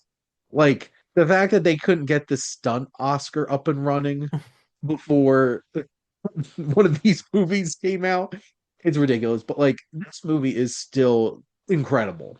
And I was like sat there for all 3 hours I was engaged. So I felt very very satisfied. I'm like, yeah, if I wanted to pick out things how I would have liked this to end, to be frank, that doesn't matter because I Hmm. didn't make this movie. Correct. And that is 100% my perspective on how I look at movies. It does, I'm like, it's The Rock. It doesn't matter what you think. Hmm. It doesn't matter what you want. Hmm. It's did the movie accomplish what it was trying to do? And this wrapped up how it wanted to wrap up, and how it did wrap up was effective in terms of what it wanted to do. So, do you think Tom Cruise will return for one last time because of the, Oscar for Best Stunts? I'm less I think less because it didn't make money. Mm, I think Paramount is a one shy after these last two because they spent way too much money making them. yep. So I think it's less likely we'll get another Mission Impossible because of that. And not that, oh, I think Tom Cruise is going to get that. One of his movies is going to get that Oscar. It could Hmm. even be Top Gun 3, Hmm. to be frank, when that comes out. Because So, that made all the money. yeah. So, Tom Cruise film is going to win that Oscar at some point. Putting that out there. But no, Hmm. this I was much higher on this. I know like people were throwing out 2.5s and threes for this. I'm just like I was invested and engaged the whole time. The first act of this movie didn't bother me as No. a whole. Like I mentioned, they didn't need to do as many of those obnoxious callbacks. And also, this had one of the best line readings out of any line readings in all of film this year. You out of you're just out of that yo damn mind. When he got on that sub, Hmm. oh my God, Tillman, man, just delivered the best line ever. Mr. Also, that Milkshake? was, oh my God, that whole entire sequence was like oddly homoerotic, and I'm just like, Tom, are you trying what's to going stick on tell here? us, Tom, are you confirming something we've all been suspecting for the last 20 years? Tom? I can guarantee you they left out a part where they had an orgy on that submarine before it. That's If in a it's director's cut, mission, okay? That's in a 4-hour director's cut coming soon. yep, there you go. So that was your number seven. Yes. And my number six is Hamnet. Oh. This movie is beautiful, Mm-hmm. which also, one, the score of this movie is beautiful. The Mm-hmm. cinematography in this movie is strikingly beautiful. I saw this in Dolby and I was wondering why the hell are they showing Hamnet in Dolby? Hmm. And then I saw Hamnet, and then I understood why they showed Hamnet in Dolby because the sound mixing of nature in this and the music and everything is gorgeous. This film is beautiful. Hmm. And then it rips your heart out because which also won. I'm so glad Rose Byrne got nominated for If I Had Legs, I'd Kick You. I cannot wait to see And that movie, by the way. Yeah. in any other year, I'd be like, he should be winning an Oscar. Hmm. Jessie Buckley better be an Oscar for this because the she is. I love her. She's one of my favorite actors. If you couldn't tell, I have a long track record of loving Irish actors and actresses, but like and Scottish and Northern Irish and Jessie Buckley. My God, she just captures that like wild nature of this character initially. Hmm. That birthing scene in this movie Intense. is intense and she sells every bit of it. Like I thought she was actually giving birth. Yep. Yep. And to be frank, I don't think enough people give actors enough credit for scenes like this, trying to make this feel authentic. Like physical, yeah, physical performances like that. Yeah. Yes, because she killed it. And then that whole sequence with the fever Hmm. and their two kids and that hauntingly beautiful visual representation of what happens to Hamnet all going on, and then what Jesse Buckley does in the aftermath of that scene tore my heart out and stomped on it. Mm. And then this movie captures the beauty and the power of performance. And Paul Mescal being best supporting actor for this was dumb. This movie's literally about William Shakespeare and his wife. Hmm. Like I get it, he's not with them physically a lot of the time, but like he was also a lead actor, at least from my perspective. He won an arc too. Also, things aren't about screen time, they're about is your character serving an arc for the general story, or are you a supporting piece to other people's story? But anyway, that's a whole other conversation. But Paul Mescal's amazing in this, Jesse Buckley's amazing in this. The performance at the end was so moving. Chloe Zhao's direction was beautiful. This, like, the whole entire theater for 2/3 of this, I just kept hearing of people trying to hold back tears and sobbing Hmm. in the theater. And there was one other movie in my top 10 that had that kind of response. I haven't gotten it to it yet. Nice. And it was for a bit of a different reason. But Hamnet, it was so beautiful. And I wish people got to see this consistently in IMAX or Dolby because just the heightened experience of it was gorgeous. But this was such an emotionally like there's few films that hit me as deeply emotionally as this film did this year. Hmm. So I liked Hamnet. I wish so I went into it wishing that movie would break me, like in a emotionally, because I heard many people, yourself included, being like, "Oh, this is very powerful. This is all that and that." I'm like, "Okay, I'm going to see this movie." Right after I think Anaconda, that was the odd choice, but it is what it is. I don't think that Should have watched affected Anaconda after. I don't Um, think this affected, and I wanted to, but the showings did not work out well. So, like, of course it didn't yes, because post COVID, yeah, Showtime suck. yes, That's but that's a whole other. yes. So, like, I basically can co-sign many, many things you said. Like, Hmm. cinematography, beautiful, score, beautiful. Jessie Buckley, is she the front runner now? Like, I know we haven't I'm gotten pretty sure many. she's won like almost every single award. So Yeah, so but like we still don't have the major like the WGA, SG, SAC, PGA, all that. But I have a but sinking feeling she's gonna yeah, wind up winning like probably. everything. And she deserves. She again deserving. My two things about Hamlet is so first is like I was ready to, as you say, to have my heart like ripped out, stomped on it, and like cry in the cinema, which I don't think I've ever done. And Oh, for the record, I did not cry watching this okay, movie. okay, but I know many people I have. don't cry. Okay. I know when my body like I'm fully aware of when I should be crying, and this Yes. movie got that feeling that I should be crying, but I didn't quite actually cry. I just knew everybody else did. I only So, like I'm kind of like you. Like I've only cried during like three movies now, and that's only recent. That's only last like 4 years. So like most of my life, I'm like, oh yeah, this is sad, but I'm not doesn't make me cry. But then I was like three movies that kind of broke me. Anyway, so I was hoping this would be one of them, and it wasn't. So I was like, oh.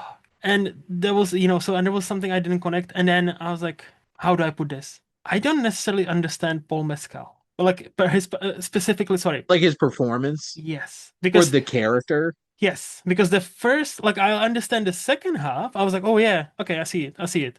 The first half, he makes in some scenes some odd choices where he took me out, where I'm like, am I watching a movie directed by beautifully directed by Chloe Zhao, or am I watching a reenactment on YouTube? If I put it very bluntly, and I love Paul Mescal.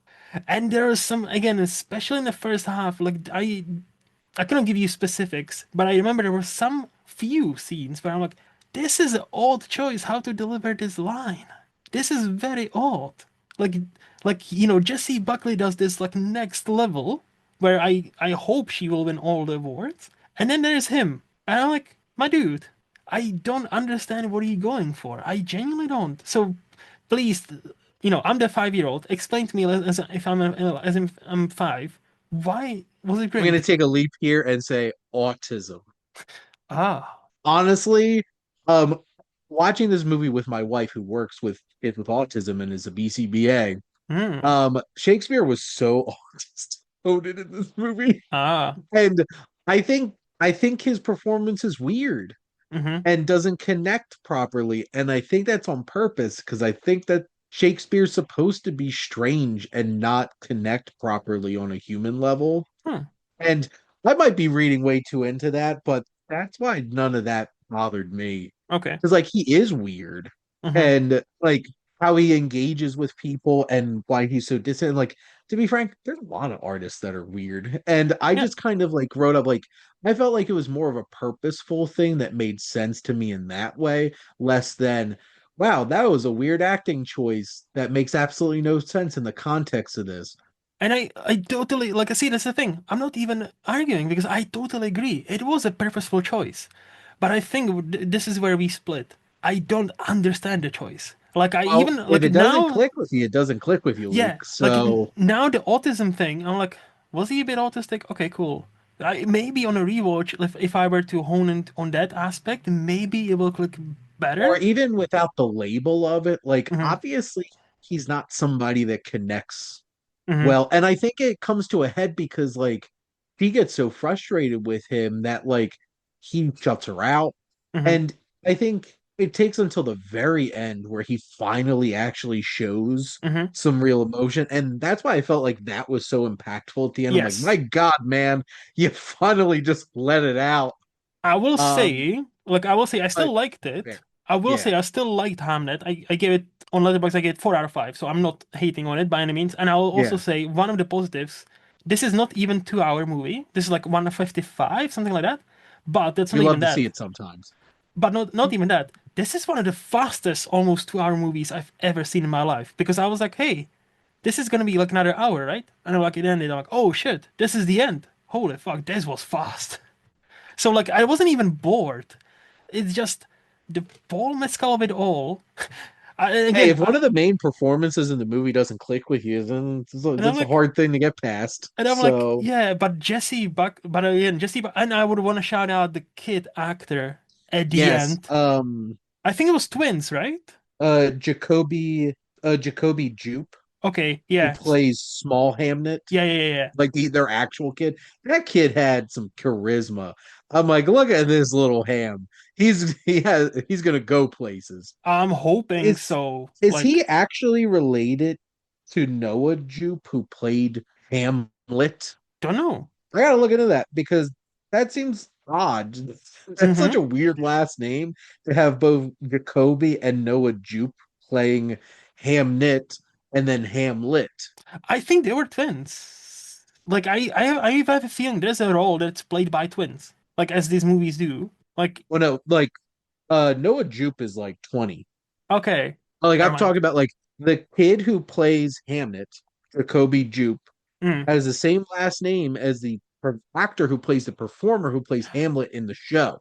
Ah, the kid Noah Jupe from Mhm. Quiet Place. Oh, I didn't even recognize that was him, to be honest. No, Yeah, but he had like, some weird blonde hair.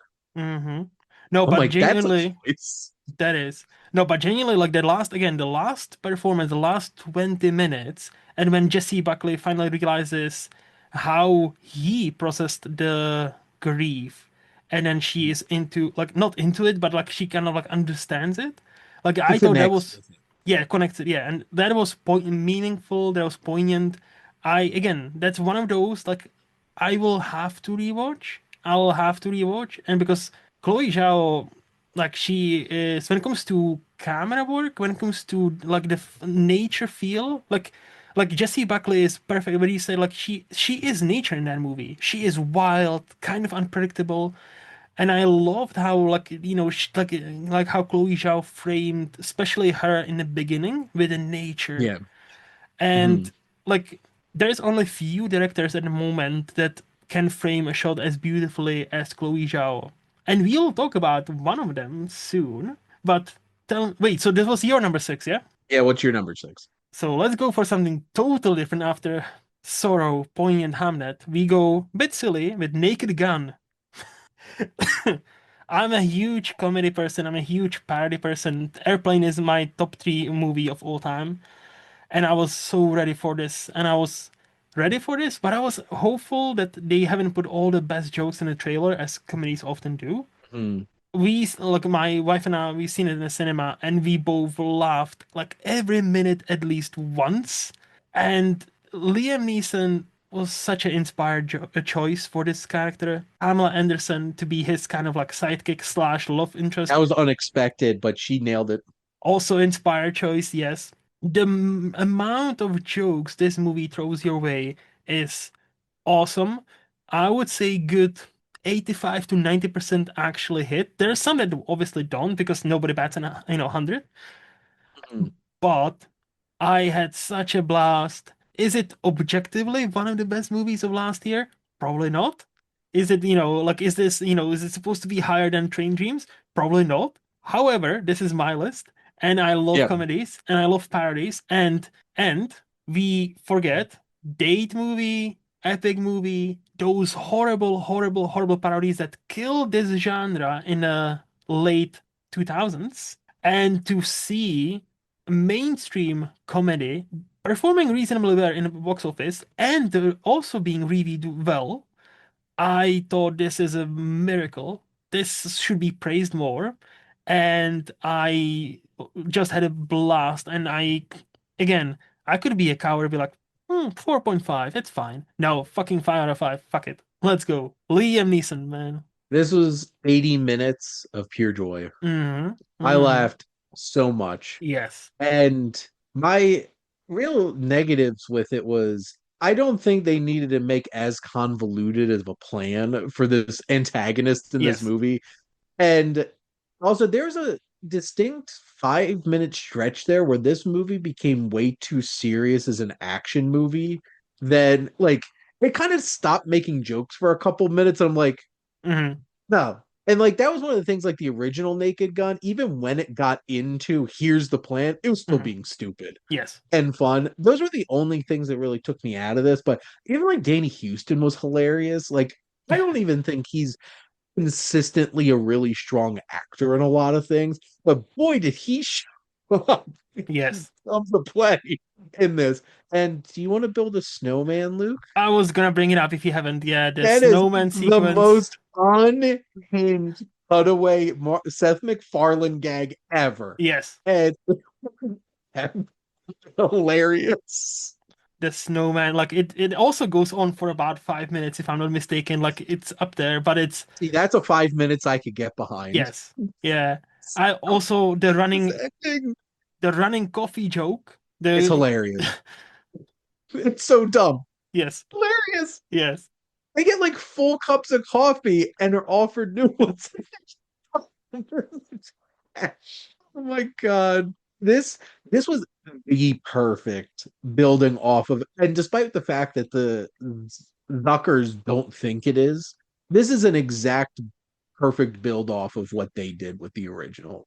It's like this understood the humor perfectly. I think they're just not gonna lie. I think the Zuckers are just a little bitter, that they didn't make this movie because I they feel came out and like said they didn't like this. okay, I didn't even know. See, but I feel like they just it's just, different generations, man.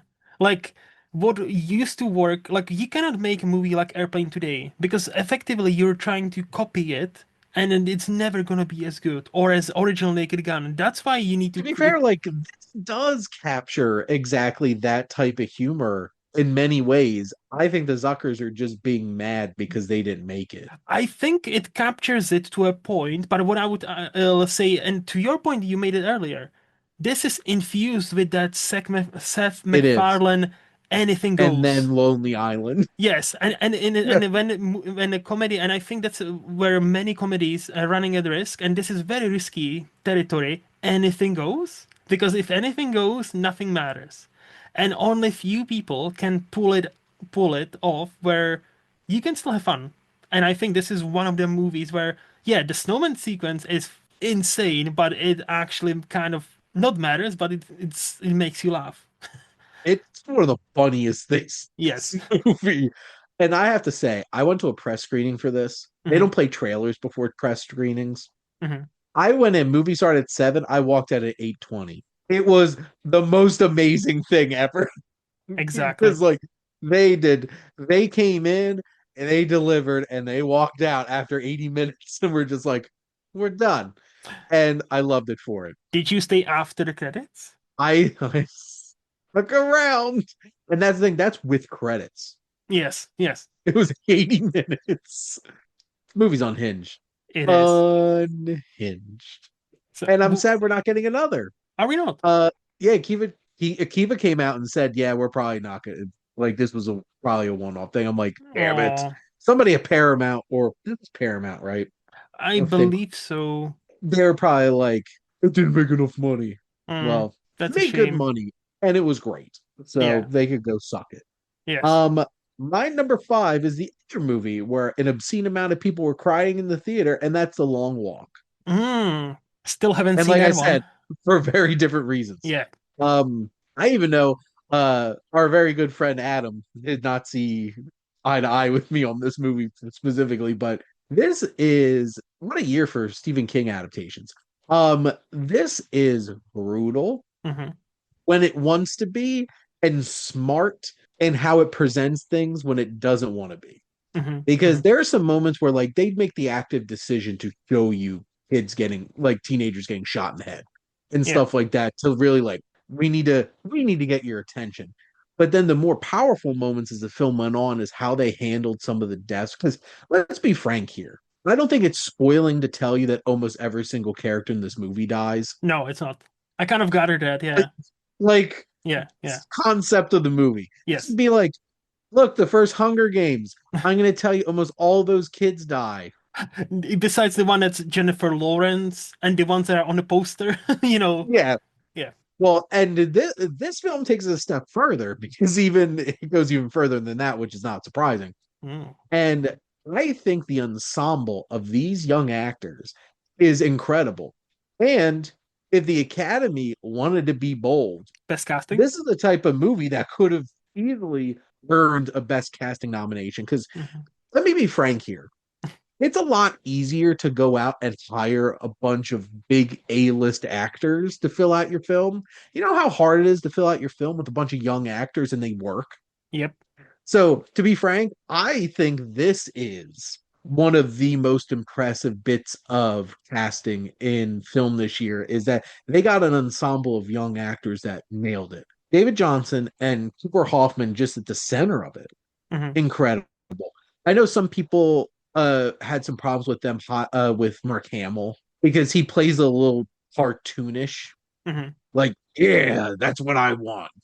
And like really hamming it up and stuff like that. Was he in this as But well? yeah, he What a he's year the for curve. Mark. What a year for Mark Yeah, Hamill and Stephen King adaptations. yeah, specifically. What the fuck? And now I did hear on the Cinephiles, John Roca's like, I wish like if this was made back in like the 80s or 90s, a Gene Hackman type Ooh. where and I'm like, damn, that's actually like damn. Mm-hmm. mm, Mm-hmm. where there probably would have been more layers to the character if it were that. Mm-hmm. Because he was like talking about him like at a like Crimson Tide kind of Gene Hackman. I'm like, damn, Oh, that is a great idea. I Crimson love that. Tide. So like then I started thinking like there probably could have been somebody else, but like what they went with, I think it worked in the movie. Mm-hmm. Mm-hmm. This is extremely well shot. Speaking of Hunger Games, Francis Lawrence, Yeah, yep. which also, to be fair, I think Catching Fire is was one of the best films of that year. I The think the second Hunger best. Games movie. Oh, oh, sorry. The year. I'm not quite sure of the Oh, year, but the best Hunger film. Games movie, the Hunger Yeah. Games Oh yeah. movie, It's 100%. by far the best Yes, Hunger Games yes, movie. yes. And Francis Lawrence directs the hell out of that. Mm-hmm. But to be frank, I didn't think he had this in him. Okay. Like, I thought this movie was incredible. Mm-hmm. And it's emotional. And there's such great character work that you connect with these characters. But yeah, Long Walk, it hit. It hit for me. I wasn't planning on like missing out on both Stephen King adaptations, to be honest, but like somehow I think this one came out unfortunately around the time when I was having my first wedding, so I was out of the country. So That is unfortunately, fair.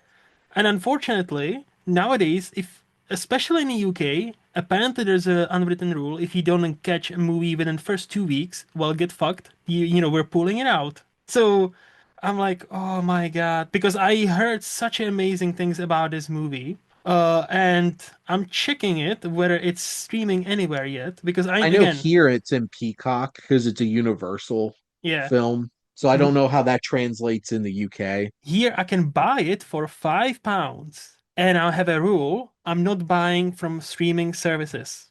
Like this is my rule. So I'm gonna Yeah, patiently wait until it drops someplace. it's Because I fair. am this Life and Chuck like are the I think they are the two biggest mainstream movies of 2025 I've missed and I'm actually very keen on to check out. I don't know why I can't remember. What's the third Stephen King adaptation that came out? Oh, The Running Man. Oh Sorry. yeah, yeah. Yeah, But there was slightly different what I've heard. I that was also haven't slightly seen. disappointing. Yes. Um, but like I still enjoyed that. I had a fun time with it. Still Hmm. disappointing though for Edgar Wright movie. But But yeah, I no, can. Long Walk. Yeah, but I cannot comment any because again, I haven't seen it. So Yeah, I'll say looking forward to it. Looking forward to it. So my number five, we're going international, sentimental value. that was literally my number 11. So Very that came like nice. this Yeah, close to yeah, getting into my top 10. yeah. That's so talk about a movie where it doesn't hit you initially, but I think the longer you sit with it and the longer, and especially the final shot was so impressive to me in a show Do Not Tell, where this movie is so, like, talk about nuance, talk about characters. Yeah. Shane does a one motion that's like, oh yeah. Talk, The crane camera pulling away. Yeah. yes. And you see the distance that's still there. And I'm like, holy shit, that's such a smart fucking way how to show that relationship. Because this Yep. is, again, talk about this is a nuance. This could be subtitled Sentimental Value, the acting slash nuance the movie.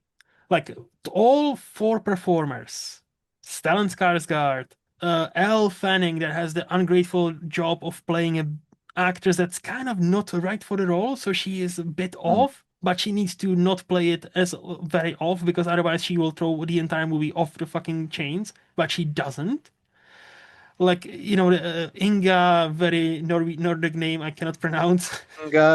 Stoter Lilius. Exactly as my co-host Shane said. Thank you very much. And obviously Stellan Skarsgård.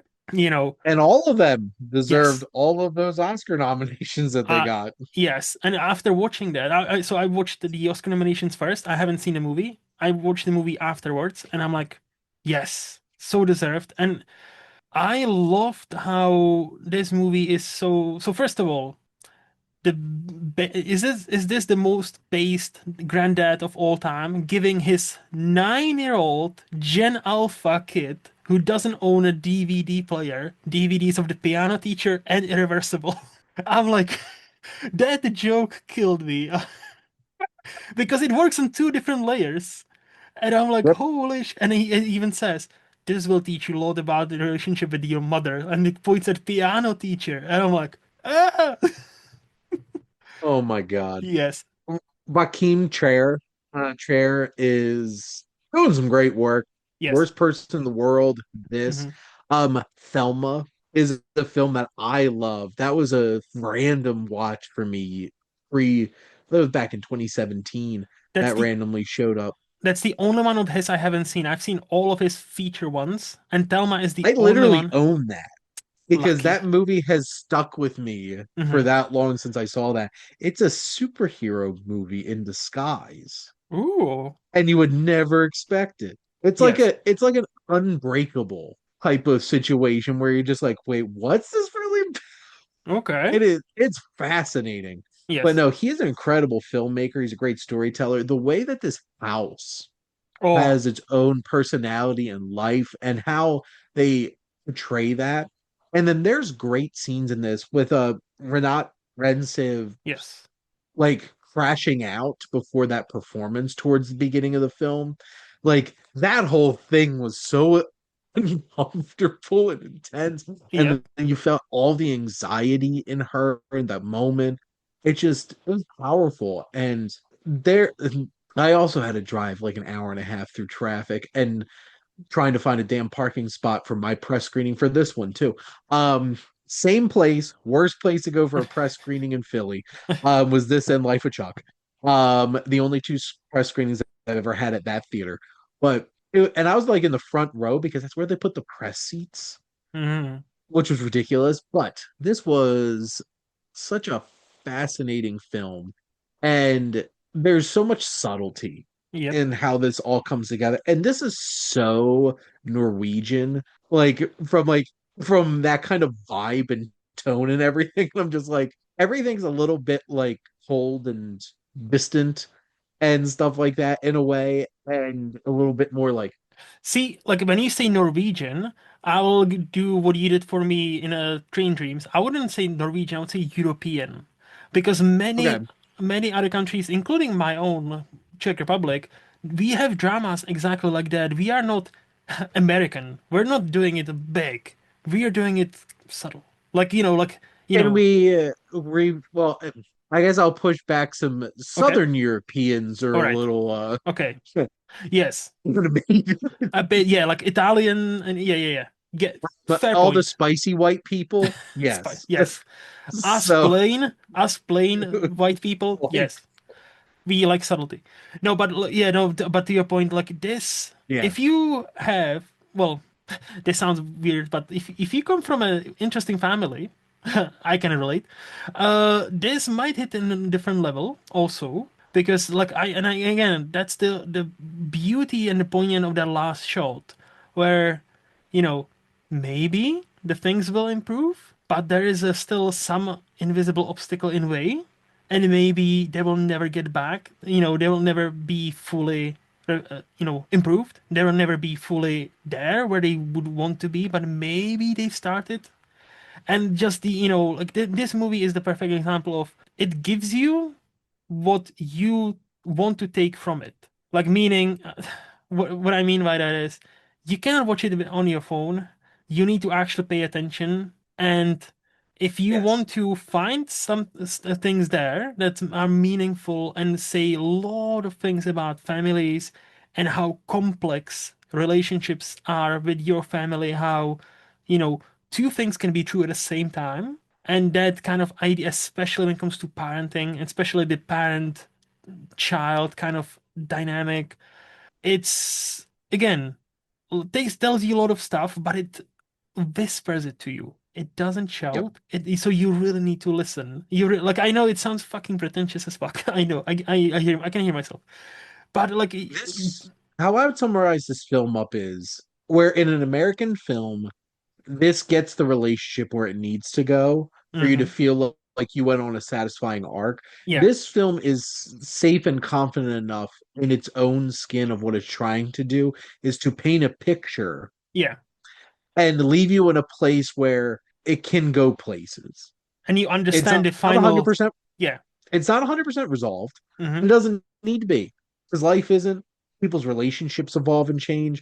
This film is, and that's what I think is most impressive is like this doesn't need could do exactly what you want it to do by the end. And it Hmm. still feels satisfying because Yes. it took you on a journey. It took these people on a journey.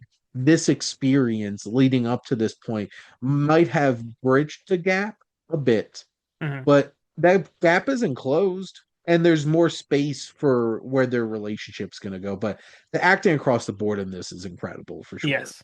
Yes. And again, and even the directing, like I'm so happy for Joachim Trier that he's actually nominated for Best Director. Like I Mhm. know he's not gonna win, but I'm very happy that Academy finally is like, hey, these foreigners I not want only they, Ryan Coogler to win, me but too, Paul Thomas Anderson's 100% winning. me too, man. But like But I, we'll get to that. yes, Um, but my final point, very quick. I just like that even the foreigners they can now be best director nominees, not just hey, we give you a best international feature. That's enough. I'm very happy that we live in a world where Academy makes these choices. absolutely. We'll get to one of them who should have been too, but Yeah, my number four is Sorry Baby. still haven't seen it. Love this movie. Ava Victor. If I discovered one person Hmm. in 2025 in cinema that I fell immediately in love with, it is them. Hmm. Ava Victor, they are with this film, they are now one of the must-see filmmakers, writers for me. Hmm. Because this film tackles such a challenging experience of sexual assault in the most unexpected way. And there is filming and there's cinematography, there's photography, there's editing and storytelling choices on how that all plays out Hmm. and how that is presented. There is a single edit that captures so much in the most minimalist way possible that is so effective in this film. Then Ava Victor themselves, they are such an interesting performer. Hmm. They are so quirky and funny, and they capture so much emotion in their performance as this main character. And then the rest of the cast, Naomi Aki is hilarious. I love her. Their dynamic as best friends, love it. It just feels so authentic and organic. It reminds me of my wife and her best friend Paige's relationship, to be perfectly honest. John Carroll Lynch pops up for one scene for like 5 minutes and kills it. It's Nice. fantastic. The scene with the cat, them finding this cat, is amazing. There's a sequence for jury, like there's so many little vignettes of their life in this. Like there's a trip to jury duty that becomes so unexpected and says so much about their experience and what they've been through. This is a fascinating little film. And I just casually was like, you know what? I'm free this week. I'm gonna go to this press screening for this movie. I have no idea what this movie is. Hmm. And then I casually just walked out being like, I saw something truly special. Hmm. So, like Julia Roberts, I also love Ava Victor. So, I and don't I'm understand sad that the. this got shut out Does by the Julia Roberts Oscars. is she like tweeted it or something? I don't understand the reference. She, at the Golden Globes, Oh, was up on stage and pointed at Ava Victor and said, I love you. Your film was amazing. And like, they started like tearing up oh. at their I'm like, it was beautiful. I'm just like, damn, Julia Roberts. That's how you leverage stardom Hmm. to help elevate other Yes. people and not be like a lot of famous people. So there you Quentin go. Quentin Tarantino. But speaking, I want to punch Quentin Tarantino in the face at this point for yes, how much of a dick he is, but yes, whatever. So yeah. there's my number four. No, so I've heard many things from two people, from you and Chris, our Sifto buddy, about this movie. So I am happy to say this is actually streaming now on Mubi, so it is on my queue and it's gonna be watched. I'm getting there. I am getting there because like again, you two, like I trust you two, like where you would not skew me wrong. I can't wait to see it. So that's all I'm gonna say. I know next to nothing about this movie. I didn't even know that it dealt with sexual assault. So yeah, it's weird to say looking forward to seeing it after this, but hey, oh yeah, I'm looking forward to seeing it. So funny. And that's Okay. what's so amazing about it is that it has the bite of what it's talking about, but it never loses its personality and its sense of self. And Mhm. that's the journey that they go on, and that's why it's so perfect. Nice. So my number four, let's go back to very mainstream movie, Wake Up Dead Man, That's my because number three. So there we oh, go. very good. Okay. So yeah, let me start with I think this is my favorite out of the Knives Out franchise, which I Me think too. yeah. So I think we are the outsiders. Many people still prefer the original Knives Out, which is excellent movie. Hmm. Yeah, fair. I think the reason this resonates with me are like, the performances, I if Glenn Close was nominated for Best Supporting Actress, I wouldn't have bat an eye. Like she is great.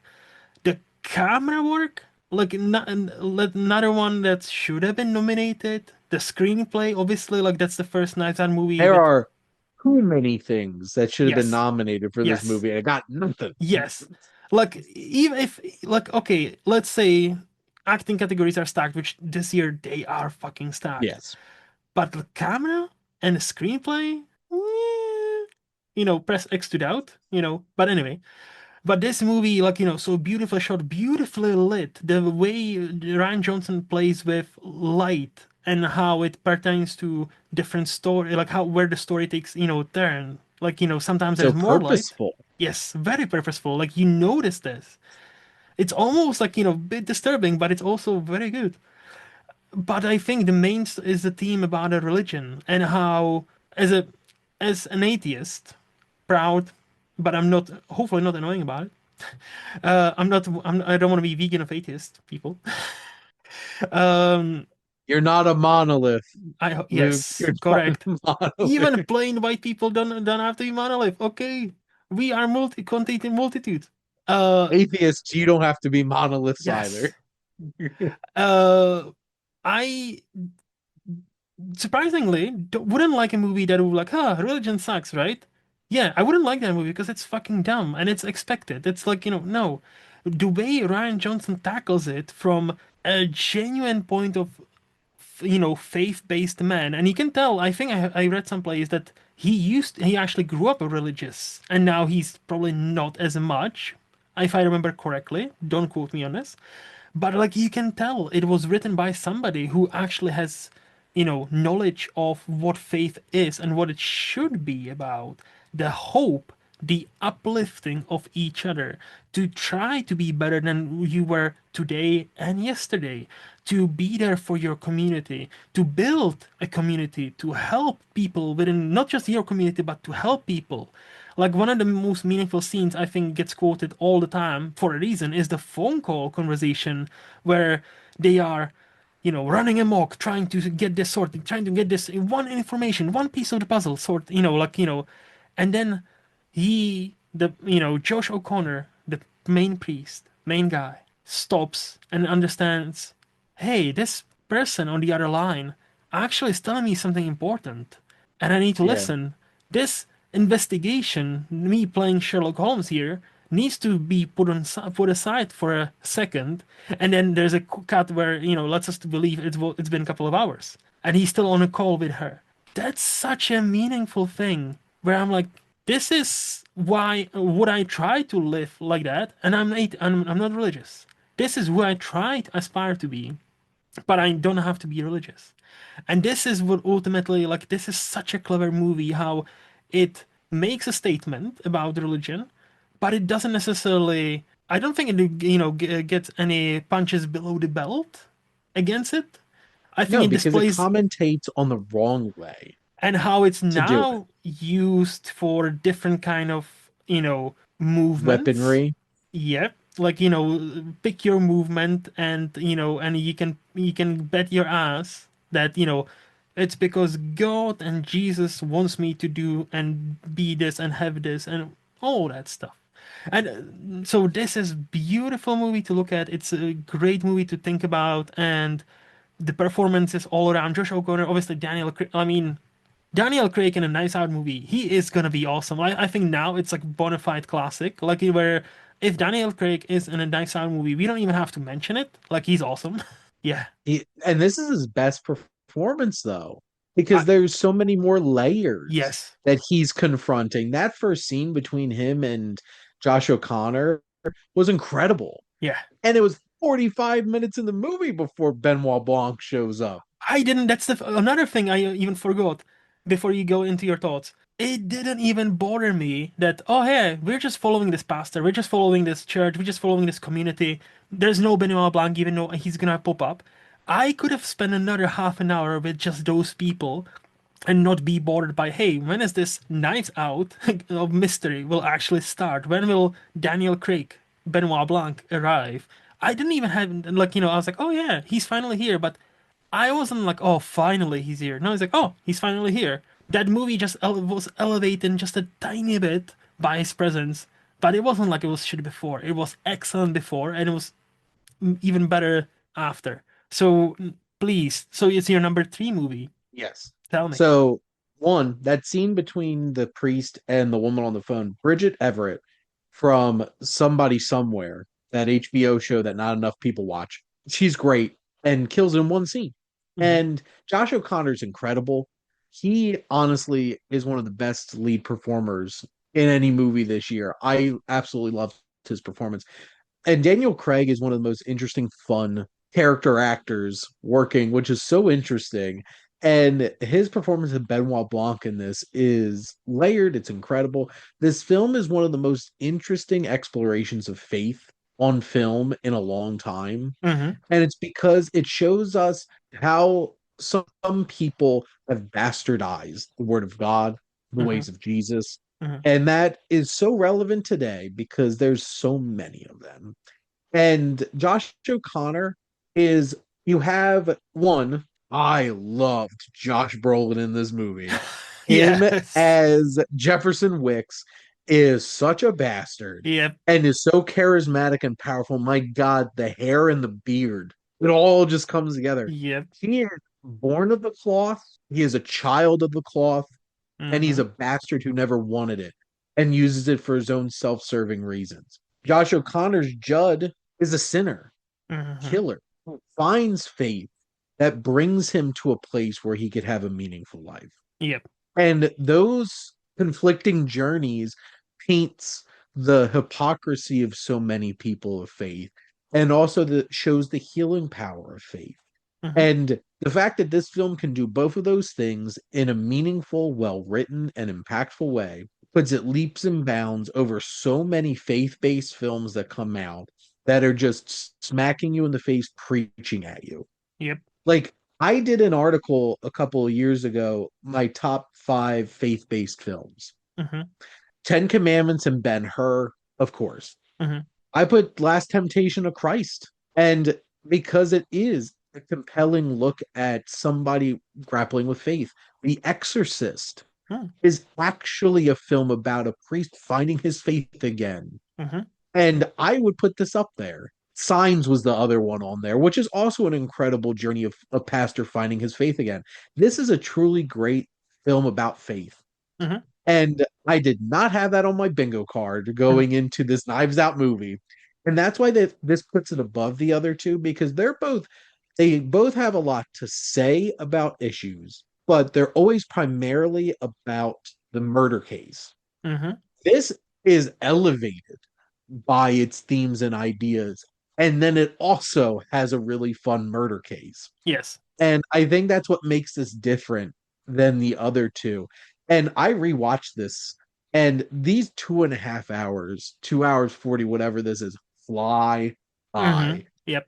And because it's so well written, it's so well paced, it's so well shot. Ryan Johnson is one of my favorite storytellers. I'm still mad Poker Face got canceled over on Peacock, Hmm. but that's why it's my number three. Like this elevated after watching it again because I was afraid that like maybe it will drag a little bit Hmm. Hmm. upon rewatch. No, it didn't. Yeah. No, it went down right as smooth as possible as it did the first time, and I got to watch this in the theater the first time, which made me really happy. Hmm. No, this franchise is incredible, and they could just keep making these movies for forever, and Netflix can keep paying them $50 million a Yes. piece. Yes. I will say one last thing. If you can make a movie about such a divisive subject as faith so well, where you know, I, an atheist, and somebody, a totally religious person, can watch the same movie and towards the end understand each other positions better, but also be affirmed in our positions without feeling like it's not pulling its punches, but it's also but also it doesn't hit anybody below the belt, like no cheap shots. I think quite that's a miracle. Like, Yeah. this is so, again, nuance. And Ryan Johnson doesn't, I don't think he gets enough credit for his writing. Like, I No. think he's a great, as you said, he's a great storyteller. And he needs to tell more stories. And I am so mad at Disney for fucking him up over that Star Wars movie. But it's a different discussion altogether. And I am a confirmed Roman Catholic at Gnostic at best. Mm, And this hit a place for me for sure. yep. So now What it's is your number your number? four, right? Because No, that's my you're number. number three. Oh, did you do your number four? Sorry. My number four was Sorry Baby. Yeah, sorry. So my number Yeah, three. this was your number four, which led Yeah, into this was my number three. So it's yes, back to your number three. yes. So I didn't want to skip. So I have a feeling this might be your number two because we're gonna talk about another international feature, baby. Yep. No Other Choice. Yep. I've watched this 3 times Oh, I only watched it already. once in a cinema, and it was only due to the fact that this I called the advanced screening. So I was there Monday after work, like 7:30. Which for Shane, this is any other day. For me, this is not that common. So I deserve a pat on the back when I'm saying like, I'm putting myself on a line. No.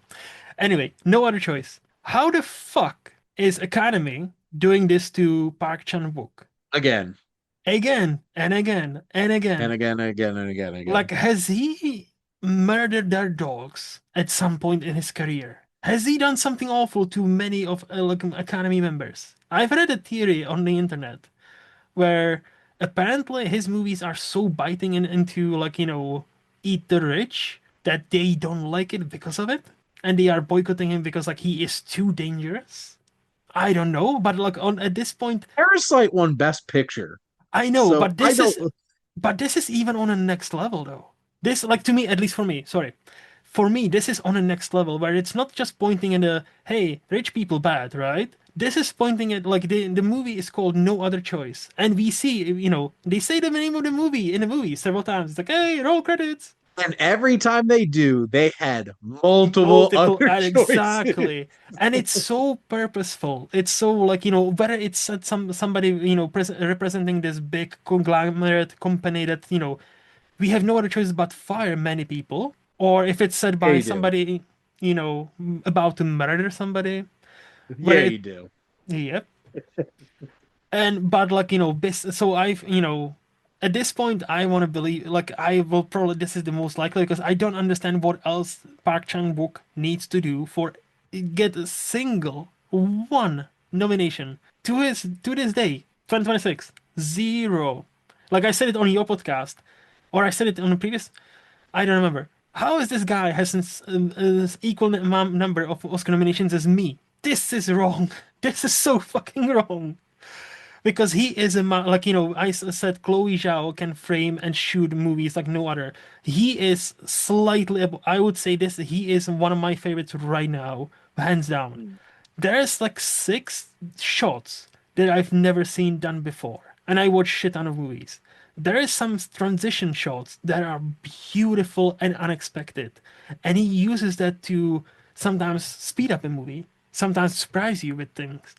The way he stages and frames shots is next to none. And then we have the performances. On top, like, yeah, technical, Yeah. great. And then we have the performances. Whereas, like, the dad, I'm not gonna butcher his name. Like, he is awesome and has been awesome consistently. His wife, like, the scene where she wants to put it all on the line for her son and basically wants to, like, flirt, maybe even, like, do something else, so her Yeah. son doesn't go to jail. And then the final moment, like, this movie is funny, this movie is meaningful, it's impactful, it's biting because it points fingers not just at the riches of us all, but to us and what we tend to, say, "Oh, I had no other choice than do this," Like it's not me you should be mad at.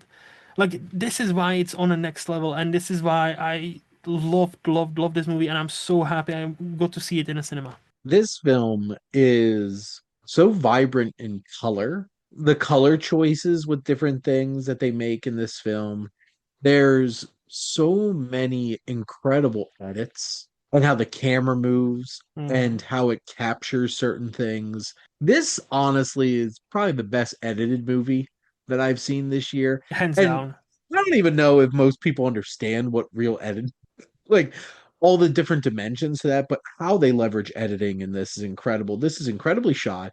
Young Hoon Lee, who honestly deserves a Best Actor nomination, 100%. and I might go as far to like I behind Michael B. Jordan, I think he gives best leading performance I've seen in a movie this year. Yes. Sorry, Timmy. Yes. Timothy Chalamet doesn't care. He's winning his Oscar anyway. Um, and his performance is so layered. Sun Yi Jin, who plays his wife, honestly, I wish she was nominated for Best Supporting Actress because she's incredible in this. That confrontation that they have Oh, after the dance, yep, yep. and there's a part where the camera shifts, pushes in, and she moves forward, and there's a look she makes Hmm. of like it's such a complex layer of emotion that goes into a single look. I'm like, damn, this woman, it's like killing it. And there's one scene in this movie where he tries to kill this man Hmm. in his home Hmm. with music blaring that is the most amazing combination of drama, slapstick comedy, Yep, action thrill, like all of it. yep. I'm like, this is one of the best scenes in any movie the whole year. And it's incredible. And I'm trying to I think it's the Theron Yom who plays that wife. Hmm. I thought she was great in this. Yes. And just this film is so funny, but Hmm. also so demented and twisted. And it's quite impressive. So I was blown away by this. And I just watched this movie 3 times already, and it keeps growing on me. We haven't even mentioned the sound design and how Yes. one of the last shots is such a soul-crushing moment where, like, without any spoilers, you hear like a very beautiful music that gets drawn out by something. And Mhm. this, like, is such a bittersweet moment because it's one of those I won, but at what cost moments. Because this film is not just about the horrible things that the world will do to you. Hmm. It is how you handle it. Yep. It's all about how you handle it and Hmm. how people need to take more responsibility for how they process bad things happening to them. Because if you process it in the incorrect way, you lose everything. And not only that, even if you quote unquote win something, at the end, is that price you won worth the everything you've gone through to get it? Especially like any, when that movie beautifully layers it, or contrasts it and against that, what is something we've been waiting for the entire movie, and it finally happened, and it's like that is such a soul-crushing moment. I'm like, that just like underlines the entire movie. I'm like, yes, like beautiful, beautiful, beautiful. And this is a shame on you, Academy. Like genuinely, like this is so like I genuinely don't understand it. Like this is not even me being a fanboy or whatever. Like I genuinely do not like many people. There was like if you read all the forums, all the things, this is the number one movie. Everybody who's seen it quotes it like, "What the fuck happened here? Where is this movie? Where is he for a director? Where is those at least those two nominations, let alone actor or music or editing or camera? Where are those nominations?" Yeah. I think they will reflect, like in again in 20, 30 years time, they will reflect on this, and this will age so poorly that Academy, omitted no Mhm. other choice. Like this will age fucking poorly. It already has, really, and it's only Yeah. been what, 2 weeks? So this was your number three. This was my Yes. number two. So what's your number two? So my number two is such a Luke pick, and I don't think it's even on your list. Downton Abbey, the grand finale. Look, I but loved it. me It was too. perfect. Exactly. And I don't, we don't have to spend too much time on this, but I'll say this.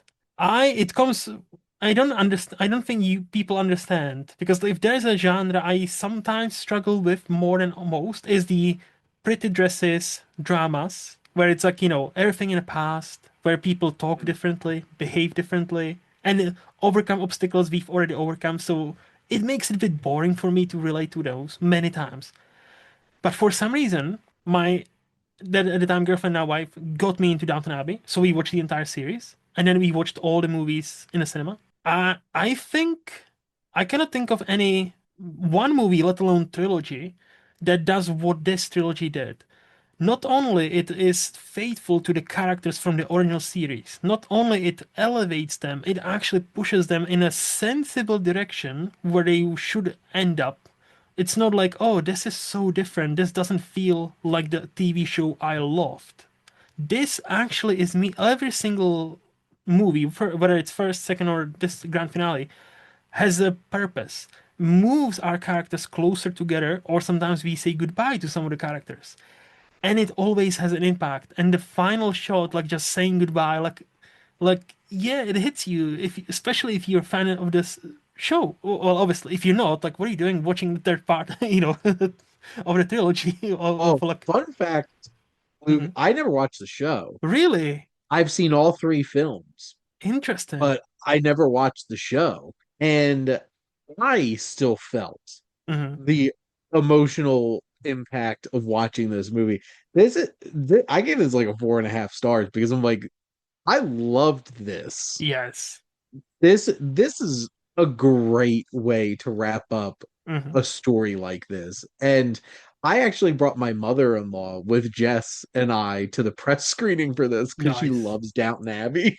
Nice. And this was so satisfying.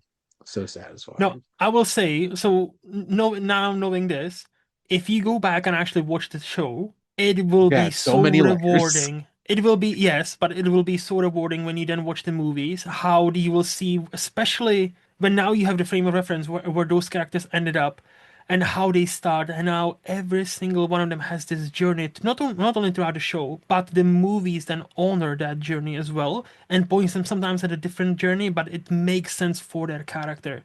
And I think, that's something, I think we are still too close, but genuinely, I feel like this will be more, I guess, appreciated, like, in upcoming years and years when people will watch the show and then watch the movies and like, damn, they pulled off something magical with these movies. So yeah, this is my number two. And I have a sinking feeling we have the same number one, which Is it? is it a a generation defining film You mean Marty that Supreme? Sorry. transcends genre and elevates a genre that has been honestly kind of poo-pooed by like true cinephiles and critics and the Academy?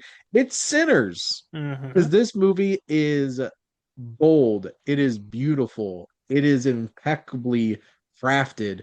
And I there's few films that I've been able to that I've seen that uses music in the Hmm. way that this film does, and has a little coda at the end that adds so many layers to the experience. And this is the movie Yeah. of 2025. Yes. Agreed. No notes. I will not take any other applications. No offense to anybody else and what their favorite movie was this year. Like Sinners is the film of 2025. Hmm. And that's wild that this is a vampire movie that is influenced by anime, that Ryan Coogler crafted this movie, and just what he was able to deliver with this, it's miraculous. It's a genre movie, like horror, most nominated movie ever now, 16 nominations. Even minus the new casting one, it would still be record-breaking 15. So Yeah. that's something. But like what I will say is beautiful. Like, I'm so happy that Ryan Coogler, has a mentor in Christopher Nolan, because he talks about how Nolan would actually be on set and helping him with IMAX cameras and shoot in IMAX, because this movie, holy shit.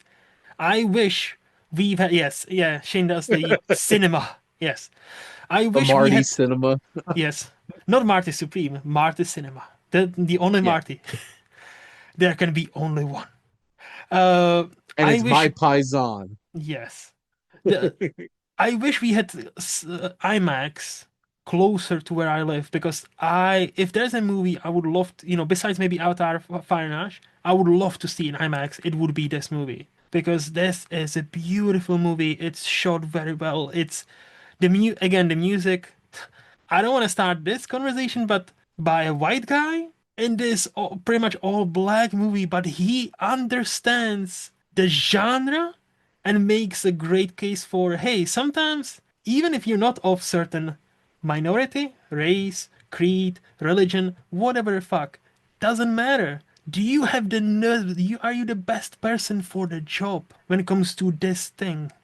And he, Well, Ludwig Göransson is the guy. yes, and he Like, Yes, he was, and he talks. I don't know if you've seen interviews with him about this movie. He talks about his dad's influence, how his dad got him into like jazz and this specific music, and because of that, it has meaning in his life and what he tried to imprint into this movie. Obviously, everybody, we need to mention the music scene in the middle that stand out when I in any lesser movie this like took me out for a second because I was not expecting that. I was like, what the fuck is happening? And in any lesser movie this would break it. In this movie it takes something that was already great and elevates it, turns it up to 11, as this is Spinal Tap taught us and ever until since that moment. That scene will be studied from now on. That scene will be taught in the universities. And Ryan Coogler, he's already had some bangers under his belt, like with Creed, with Football Station, with Black Panther, and he does this. I cannot wait what he comes up with next. I don't want this. Like, I hate the. Will there be Sinners too when this was, finally successful, or where where certain white people, Variety, actually admitted it was successful? You know, I hated that. Oh, will there be a sequel? Will there be a sequel? Will there be a prequel? Will there be a TV show? I'm like, let the guy fucking chill. Just and doesn't just appreciate how incredible this movie was. And not Just accept everything, it. yes, and not everything, no matter how great it is, needs sequel. For fuck's sake, let this man cook whatever he wants. Let him do anything he wants. Give him all the money. We Studios are got afraid of him. we got the sequel. Oh yeah, because he gets the rights back to this. Yeah, Because Warner Brothers that is Warner my Brothers that is my conspiracy theory. That that's why the reporting was not favorable, not because of his race or anything, as many people on the internet, always go to race. No, I think the people in Hollywood are afraid of, hey, if this is successful and this becomes a norm, we'll stop making as much money in the future. And that's my conspiracy theory, and I'll make my bed with it. But we're Ryan gonna, Coogler's smart, he smarter is than Warner Brothers. smart. Yes, he understands this, and he is now up there. Like, like I think I'm maybe one movie away from calling him modern master. I think this is his application. Hey, next Spielberg, next Scorsese, next Ridley Scott, this is, one of them will be me. But except I'm Ryan fucking Coogler, and this is my name, and you remember it. And no, Sinners is my number one too, with a bullet. That cinematic experience was fucking awesome. His ensemble is Yes. insane. Yes. Michael B. Jordan delivers two distinct, incredible performances. Yep. Haley Steinfeld Great. is fantastic. Jack O'Connell is having a moment. Between this and 28 Days Later, The Bone Temple, Years. this man is killing it Mm-hmm. as antagonists in a horror film. Miles Canton is so good in this. Oh yeah. And Delroy Lindo finally getting an Oscar nomination. Finally. It's, Delta Slim is incredible. Yes. And the whole entire cast. And I'm a humongous fan of blues music. Mm-hmm. Mm-hmm. I love blues music. I have for a long time now. And I recognized Buddy Guy in that coat. I'm like, oh my God, they actually got like a really famous blues musician Nice. to play Sammy at the end there. And that scene just tied it all together. That's the only sequel I need is Mm-hmm. that coda. Mm-hmm. Mm-hmm. And that was such a beautiful moment. And all of this, the setup works. The whole evening with the vampires works. The scene where Jack O'Connell is what the hell's the Road to Dublin song? That whole like if the that one music scene that we talked about, which was transcendent, wasn't good enough. You Mm-hmm. get this whole entire scene and the layers to this story because this isn't like white vampires oppressing. This is a oppressed Irish person who is desperately trying to connect in this hive mind, this Mm-hmm. young man, so he can connect with his ancestors who he brutally lost. Yep. And while doing it through, and like they legitimately don't believe vampirism is a bad or evil thing or an unholy thing. Mm-hmm. Like you feel that. And the fact that it's differing perspectives on the afterlife. And Wunmi Mosaku is incredible in this film. I was gonna shout it out. Yes. And that scene where her and him reconnect is freaking sexy as hell. And I'm like, damn. And that beautiful moment that they share at the end. And um the after like the whole climax with the vampires, the shootout, the makeup and everything on Remick, and like the piece of the guitar sticking out of his head, all of that, the music when it gets that heavy metal riff, whenever Mm-hmm. the vampires are around, and then I don't think I have seen a more satisfying scene of a black person getting vengeance on some sick racist white people than when he came out with that Tommy gun and just started Yep. mowing them down. And that was so satisfying to close the circle of their experience in this. Damn. I've watched this 3 times now. Nice. Nice. No, I love the fact that like, first of all, yeah, Wunmi Musaka, like that's the representation we need. She doesn't fit any specific like category. Like she's on a thicker side, but like we need more of this. We need more of real people, quote unquote. Like she is not supermodel. She is not a certain shade as the Hollywood likes to play that card as well. So all props to her. What I also loved is the decision that, Michael A and B Jordan, the twins, they are not great people. They are gangsters. So it's not like, hey, it's black and white. It's not like, hey, these are good people versus bad people. No, they have layers. They like, they are gangsters that killed people for Al Capone and are on the run from Al Capone. It's They stole that yes. alcohol. Yeah. So, they've done some questionable. So it's not like our stereotypical heroes, right? Like, and that's what I love about this movie. Layers, theme, as Anaconda would say, themes. Dreams. Yes. And like no, it's like this makes me want to rewatch it again. Like I think I might actually book a screening one of the days when it's coming back in a cinema and then March because I would love to rewatch Sinners as well before the I Oscars. did my press screening was in an IMAX. Oh, I am It was so glorious. jealous. Look, Shane, I really like you, but sometimes I hate you because you get all the goodies. You get all the goodies. Oh, wish I could see this in a IMAX, man. I wish I could see that because like, fact, like, Ryan Coogler can speak on lenses for like 30 minutes. Like, he's such a He's a geek. nerd. He's such a fucking nerd, but in the best way. It's like I'm so happy he's having all the success. I hope, I hope he hasn't, the powers of Hollywood because of that deal is not gonna be like, not gonna put too many obstacles in his way. Yep. Because let that man do anything he wants. And Sinners is no, no, it's number one. And I don't think anything is coming close. Like as much as I love No Other Choice, as much as I love Wake Up Dead Man, and other movies we've mentioned, I don't think there's anything coming close to it. And the fact that it's gonna lose most of the Oscars to like One Battle and other movies, it pains me. It really pains me. This is a film that you watch and I got home and Jess asked me how it was because she doesn't go to horror movie Yep. screenings with Yep. me. She'll watch them at home. Yeah. And the first words out of my mouth was, I watched something special Mm-hmm. because this is special. Mm-hmm. This is going to be a film that's going to transcend things. I don't think the last time I felt that way walking out of a movie was Mad Max Fury Road.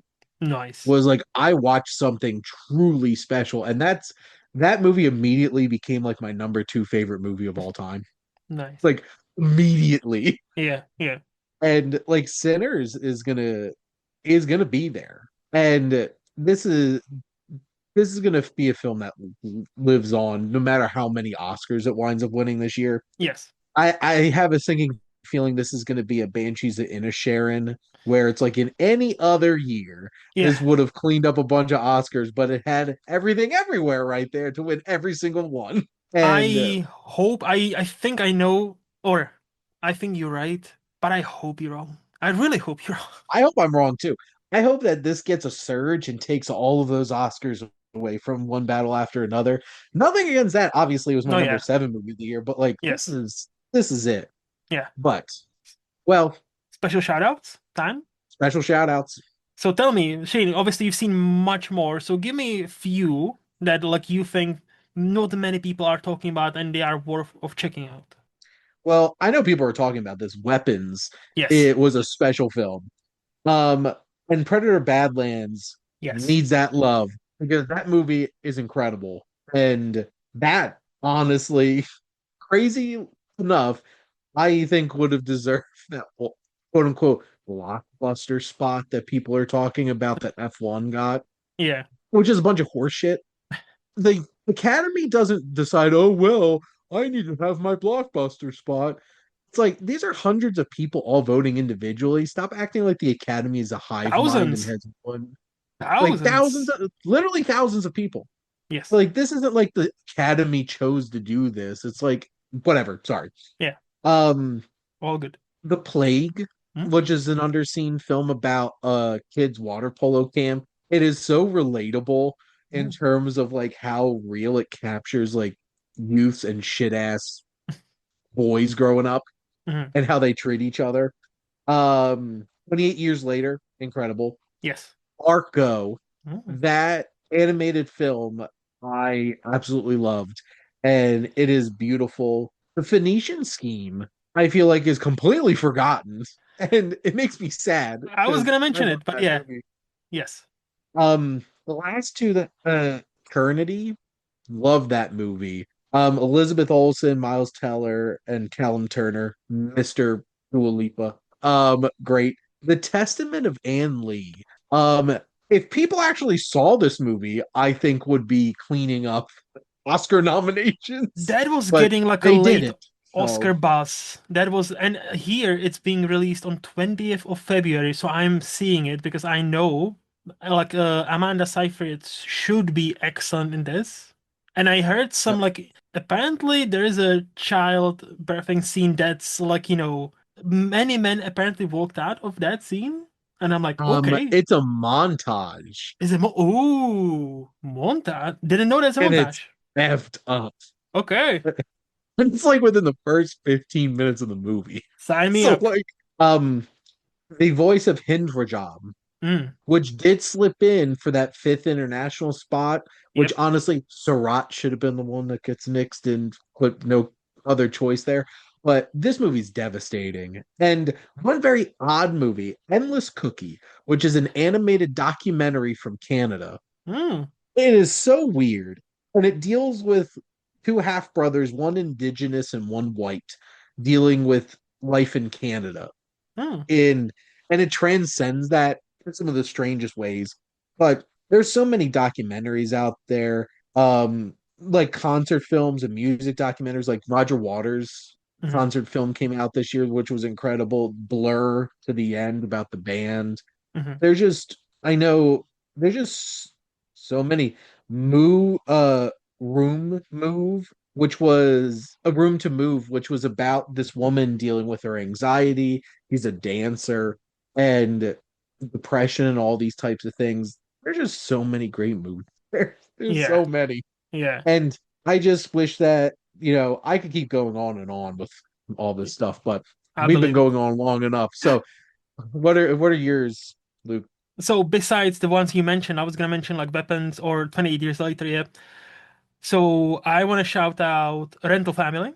I thought that was a Beautiful. beautiful movie. Talk about one of the best like last like frames of the last movie. Sorry, last I year. have I have free swag that I Nice. got from my press screening, including some tea, like a tea set, Japanese tea set, and a bonsai plant.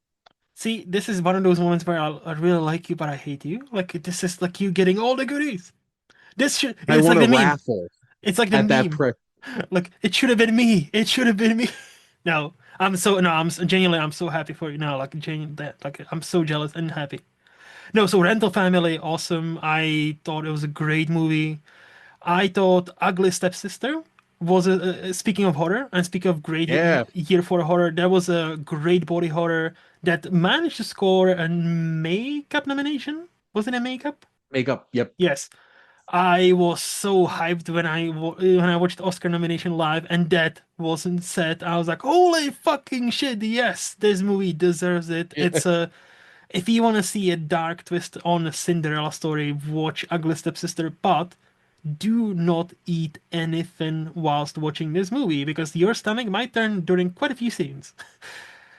This is not underrated by any means, but I think many people shit on Avatar Fire and Ash a bit too much. Like, That and F1 are yes, getting an insane amount of hate, yeah, and people need to stop. yeah. Like, is it the weakest of Avatars? Sure, but is it still awesome, right? It is. And I am I still. still I still think the first Avatar is the weakest of the Avatars. To be fair, I haven't actually rewatched them, so when I do some sort of rewatch, I will tell you. But no, like it's great. It was awesome, and I'm still interested in what James Cameron has in store. Like I'm still not tired of it, especially Una Chaplin as, yep. And Honestly, mhm, if they weren't so weird about motion capture, he would have deserved a best supporting actress nomination. And I mean 100%. that seriously. 100%, 100%. And yeah, the finishing scheme I was gonna mention as well. Great movie. And the last, Materialists. I don't remember a movie where just from our Swift Pop community, I've seen so many split views about who is good and who is bad in this movie acting wise, where four people think it's one actor and the other is great. Then four other people think it's actor B that's great, that's bad, and actor C is awesome. Then four other people think it's totally different, and then many people like me, like I think they're all great. So it's like I've never seen such a Because split they are. Like because what? but I've seen comments where like, oh, Chris Evans is obviously the weak part, but everybody else is great. And then I've seen comments like, oh, Pedro Pascal is obviously the weak point, but everybody else is great. And then I've seen comments like Dakota Johnson is the obvious standout as like a worst performer, but everybody else is great. And then nobody is great in this movie. I'm like, I've never seen anything like this where people cannot actually compare, like be like, hey, there's no consensus here. So, but I think like, Celine song, like I'll follow you wherever you go because this is a bold follow-up to Past Lives. Hmm. It was, I love the way she sees world, and I cannot wait to see what else she has in store because like we need more voices like hers, unique voices that they give us, the same but different. But yeah, I think that, is also very quickly, Shane. What's there one thing you would want to recommend to people to check out? So I've been trying to catch up on all the nominations for the Academy Awards Okay. and getting through a lot of the shorts. And two people exchanging saliva is, Ah. I feel like it blew me away. Mhm. Like from the filmmaking to the acting to the sexual tension between these two women that are building this connection in this film and this strange dystopia. where kissing is illegal Mhm, and rich people buy shopping sprees and pay with violence. mhm. So like you buy things and you get slapped in the face a certain amount of times and stuff like that.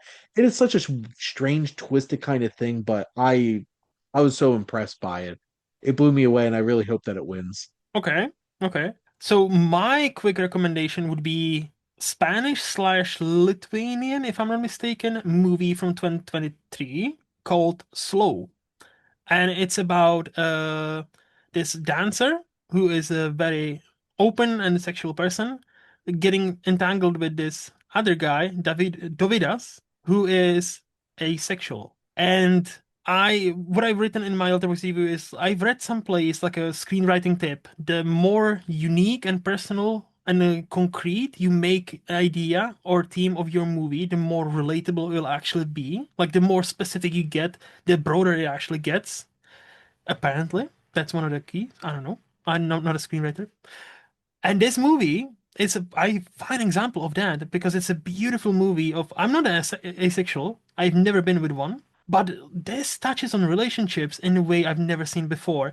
And from my quick Google search, and apparently there's an asexual subreddit, which is cool. I'm not surprised. People are praising it like, yeah, this is the movie that explains it and portrays asexuality as exactly as it is. And it's so fascinating to see just two people who love each other struggling to communicate or not having the correct means and words to communicate because it's so complex yet so simple, and not to blame each other, not to like repeat the same things. It's frustrating.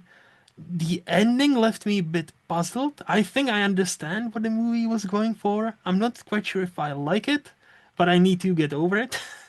But this is a great movie. If you have never watched a Lithuanian movie, which I've never, I think this is my first one. I think that's a great start. I know that I watched this like Yes, when it a came couple of out. years ago, Yeah. and I saw that you liked my. I'm like, why did Luke like that review? And then I realized that you watched it. So Yes. there you go. No, but But anything else from Mr. Sheen? I am good. So this is the time of the show where we say just very quick plugs. So Shane, if people want to find you and follow you, where can they do that? Follow me on Instagram at the Wasteland Reviewer, where you could keep track of everything that I do over on the wastelandreviewer.blog, my YouTube channel, the Wasteland Reviewer, and through the SPDM Crew Podcasting Network, and a few sites like SifPop and Knock on Wood Film and Substack. Nice. As always, that will be the link tree will be there for all the links. Useful, very useful. For me, Yes. in movies on Letterboxd, I'm much simpler. Well, guys, I don't have that much free time. I don't understand how Shane has that much energy. We are the same age. We are the same fucking age. I admire you. In movies lost on Letterboxd or here every other Friday. And yeah, as always, this podcast is part of SPDM Crew Podcasting Network. Special thanks goes to Highflyer Creative for designing our logo. If you want to check them out, please visit highflyercreative.com. And until next time, bye bye. Bye.